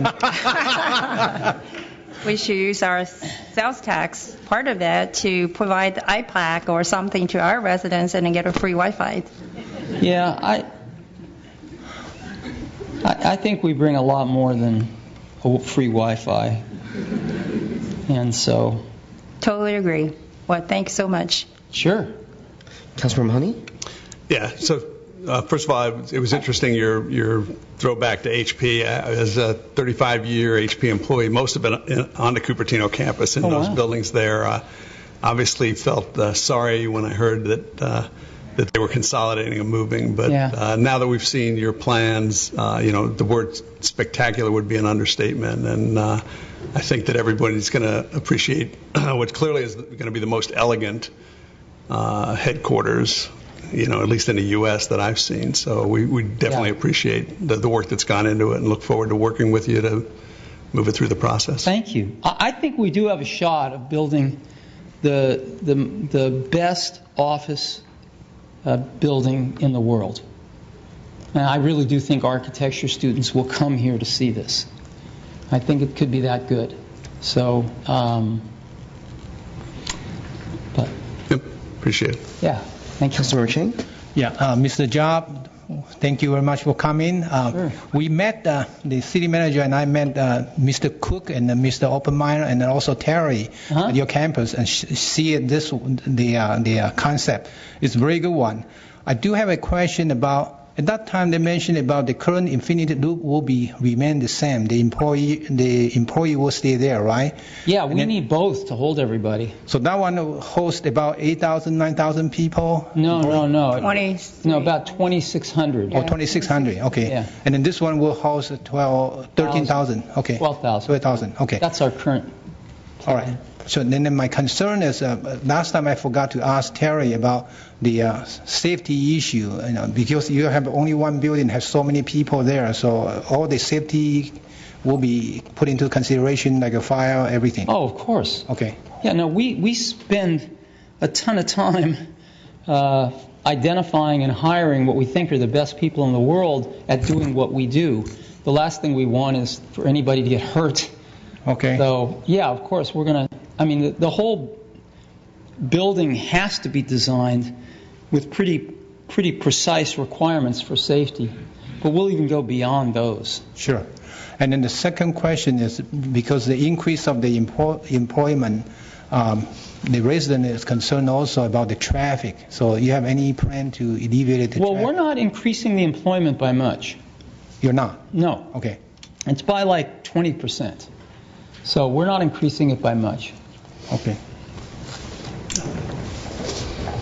All right. Also, I know you care about the air quality. Yes. I understand that you are not allow any employees smoke inside the building, right? Correct. So both my parents died of lung cancer from smoking, so I'm a little sensitive on that topic. Sure. So I'm just want to let you know, be aware. I don't know you're aware or not. There's a Lehigh Southwest cement plant nearby has air pollution to this area. Are you concerned about that? Are you aware of that? What is it? The cement plant is polluting the air in the entire area. Cement plant, that's the Kaiser? Yeah, 24001 Stevens Creek. I grew up about 5 blocks away from that, 6 blocks away. Oh, okay. So I'm pretty familiar with the Kaiser plant. Okay. And yeah, I think it'd be great if the Kaiser plant wasn't there, but you know, they bought the land fair and square, so probably they're not going anywhere. Okay. But if you kick Kaiser out, I wouldn't cry. All right, thank you. Thank you, Councilmember Chang. Councilmember Wang, you have a very quick question, right? Oh, yeah, very quick question. Steve, can you give us the estimate timelines and when you plan to submit the plan and when you're going to do the groundbreaking and when we can see the real building? Yeah, well, I ask that question a lot of our people, too. We want to submit plans fairly quickly. We want to break ground next year, and we want to move in 2015. 2015? Yeah. Okay. All right, very good. Thank you so much. We're really honored to have you to be here. I know it's not easy to get you here. And I think your technologies really make everybody proud. And we put Cupertino in together with Apple. Now we're really proud of it. Well, thanks. We're proud to be in Cupertino, too. Thanks. Thank you, Councilmember Wang. I think she stole my question. I was going to ask you when did you break ground so you can start collecting those sales tax dollars from you. No, exactly. But you know, when Chris and I met with Mr. Jobs, you know, I found out a little bit more about him. Is that actually he is a hometown boy. Graduated from Cupertino Middle School, where my daughter's going. Went to Homestead High School. So Mr. Jobs is very well familiar with the city of Cupertino. So we're very fortunate that you found it here in Cupertino. You decided to expand here in Cupertino. There's many choices across the country, and I'm sure that many governors and many mayors said, please come to us, but you decided to stay here. And I think it's because Cupertino is such an innovative place, a diverse place, and educational-wise that we have such wonderful schools. And later on we'll hear some other students on how they got awarded and our schools are doing so well. One thing that I want to ask you is to keep in mind is giving back to the community. And one thing that we would love to do, and I'm sure that our staff will talk about, is that we don't like going to Valley Fair or going to Los Gatos for an Apple store. We would love to have an Apple store here in Cupertino. Yeah, and I can show you. I even have my iPad 2 here, which I love this technology here. So if it cooperates with me, but this is wonderful. It's a wonderful technology, and my 11-year-old just loves this iPad 2. Yeah, the problem with putting an Apple store in Cupertino is there just isn't the traffic. So I'm afraid it might not be successful. If we thought it'd be successful, we'd love to. We'll help you make it successful. Again, thank you very much for coming with me. I'm sure that you guys are very lucky to hear this very historical moment that, you were here about, 5 years ago, was it, Chris, that you made the announcement that you bought the 55 acres, then you bought another 100 acres from Hewlett-Packard, and Apple is truly the technology of innovation, and our city staff and the city council looks very forward to working with you and helping you succeed here in our community. Thank you very much. Let's give a big round of applause for Mr. Steve Jobs.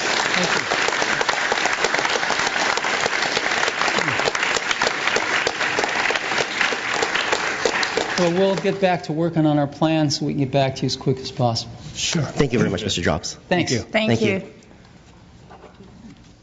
Email exchange with Art Levinson, Sic Transit Gloria. In November 2007, Fortune named Steve Jobs CEO of the decade.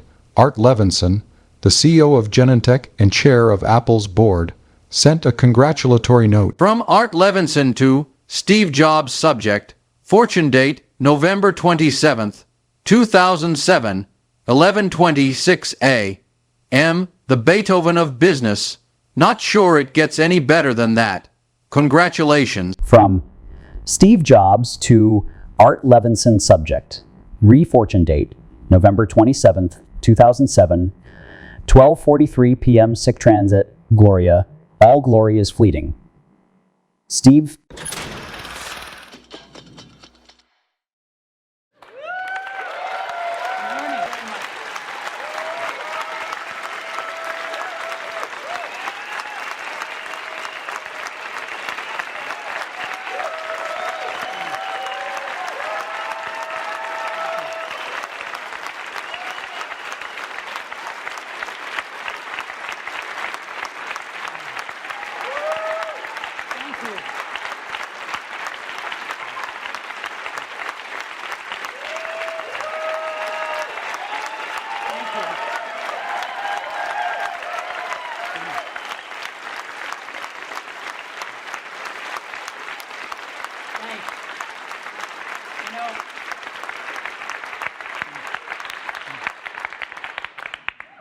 I'm very happy to be here today with you all. And as some of you may know, about 5 months ago, I had a liver transplant. So I now have the liver of a mid-20s person who died in a car crash and was generous enough to donate their organs. And I wouldn't be here without such generosity. So I hope all of us can be as generous and elect to become organ donors. I'd like to take a moment and thank everybody in the Apple community for the heartfelt support I got too. It really meant a lot. And I'd also like to especially thank Tim Cook and the entire executive team of Apple. They really rose to the occasion and ran the company very ably in that difficult period. So thank you guys. Let's give them a round of applause.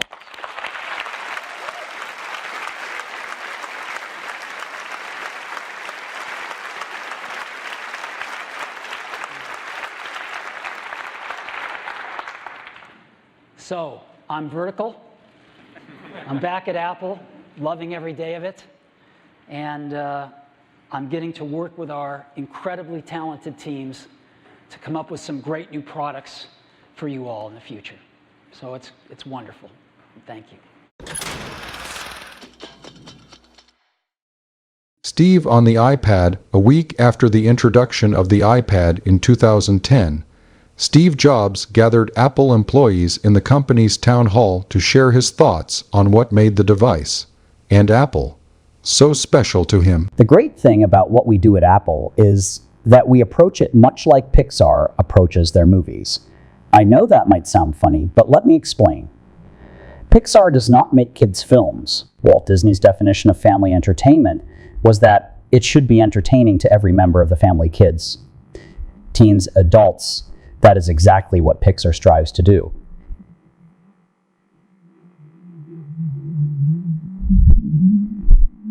If you've seen any of their films, Ratatouille, Up, Finding Nemo, you know there are so many layers. They're incredibly fun for kids. But they are also deeply meaningful and engaging for adults. When we sit down to design products at Apple, and we do not think, oh, our target audience is 15 to 29 male. We do not think that way. Instead, we think about making a great product for just about everybody. The beauty of our products is that they can be tailored with software to do almost anything. So when we designed the iPad, we were not thinking about a specific audience. We were thinking about everyone. We are fortunate in another way too. We do not go home at night and have to tell our kids, well, today I worked on a next generation server that will be powering something or other. Instead, we can say, I worked on the next generation iPad, you know, the one you use in school. And that is a truly wonderful thing. Speech at the Luce, Al Packard Children's Hospital at Stanford. One simple question. In March 2010, Steve Jobs advocated for a bill requiring the California Department of Motor Vehicles to ask driver's license applicants if they want to register as organ donor. The bill, which later passed and was signed into law by Governor Arnold Schwarzenegger, Also established a state registry for people to donate kidneys during their lifetime. One of the questions I asked everyone in the series was, are you a hippie or a nerd? Oh, if I had to pick one of those two, I'm clearly a hippie. Yeah. Yeah. Okay, that in 30 and seconds. all the people I work with were clearly in that category too. Really? Yeah. Yeah. Yeah, why? I mean, is it you seek out hippies, or they are attracted to you? Well, ask yourself, what is a hippie? I mean, this is an old word that has a lot of connotations, but to me, you know, because I grew up, I mean, remember that the 60s happened in the early 70s, right? So we have to remember that. And that's sort of when I came of age. So I saw a lot of this. And, you know, a lot of it happened right in our backyard here. So to me, the spark of that was that there was something beyond sort of what you see every day. There's something going on here in life beyond just a job and a family and 2 cars in the garage and a career. There's something more going on. There's another side of the coin that we don't talk about much, and we experience it when there's gaps, when we kind of just aren't really, when everything's not ordered and perfect, when there's kind of a gap, you experience this inrush of something. And a lot of people have set off throughout history to find out what that was. You know, whether it's Thoreau or whether it's, you know, some Indian mystics or whoever it might be. And the hippie movement got a little bit of that, and they wanted to find out what that was about. And that life wasn't about what they saw their parents doing. And of course the pendulum swung too far the other way and it was crazy. But there was a germ of something there. And it's the same thing that causes people to want to be poets instead of bankers, you know? And I think that's a wonderful thing. And I think that that same spirit can be put into products. And those products can be manufactured and given to people, and they can sense that spirit. I mean, if you talk to people that use the Macintosh, they love it. I mean, you don't hear people loving products very often, you know, really. But you could feel it in there. There was something really wonderful there. So I don't think that most of the really best people that I've worked with have worked with computers for the sake of working with computers. They've worked with computers because they are the medium that is best capable of transmitting some feeling that you have, that you want to share with other people. Does that make any sense to you? Oh, yeah. And, you know, before they invented these things, all these people would have done other things. But computers were invented, and they did come along, and all these people did get interested in school or before school, and said, hey, this is the medium that I think I can say something in. To the Apple Board of Directors and the Apple community, I have always said, if there ever came a day when I could no longer meet my duties and expectations as Apple's CEO, I would be the first to let you know, unfortunately. That day has come. I hereby resign as CEO of Apple. I would like to serve, if the board sees fit, as chairman of the board, director, and Apple employee. As far as my successor goes, I strongly recommend that we execute our succession plan and name Tim Cook as CEO of Apple. I believe Apple's brightest and most innovative days are ahead of it, and I look forward to watching and contributing to its success in a new role. I have made some of the best friends of my life at Apple, and I thank you all for the many years of being able to work alongside you. Steve. The thing I would say is, when you grow up, you tend to get told that the world is the way it is, and your life is just to live your life inside the world, try not to bash into the walls too much, try to have a nice family life, have fun, save a little money. But life, that's a very limited life. Life can be much broader once you discover one simple fact, And that is, everything around you that you call life was made up by people that were no smarter than you.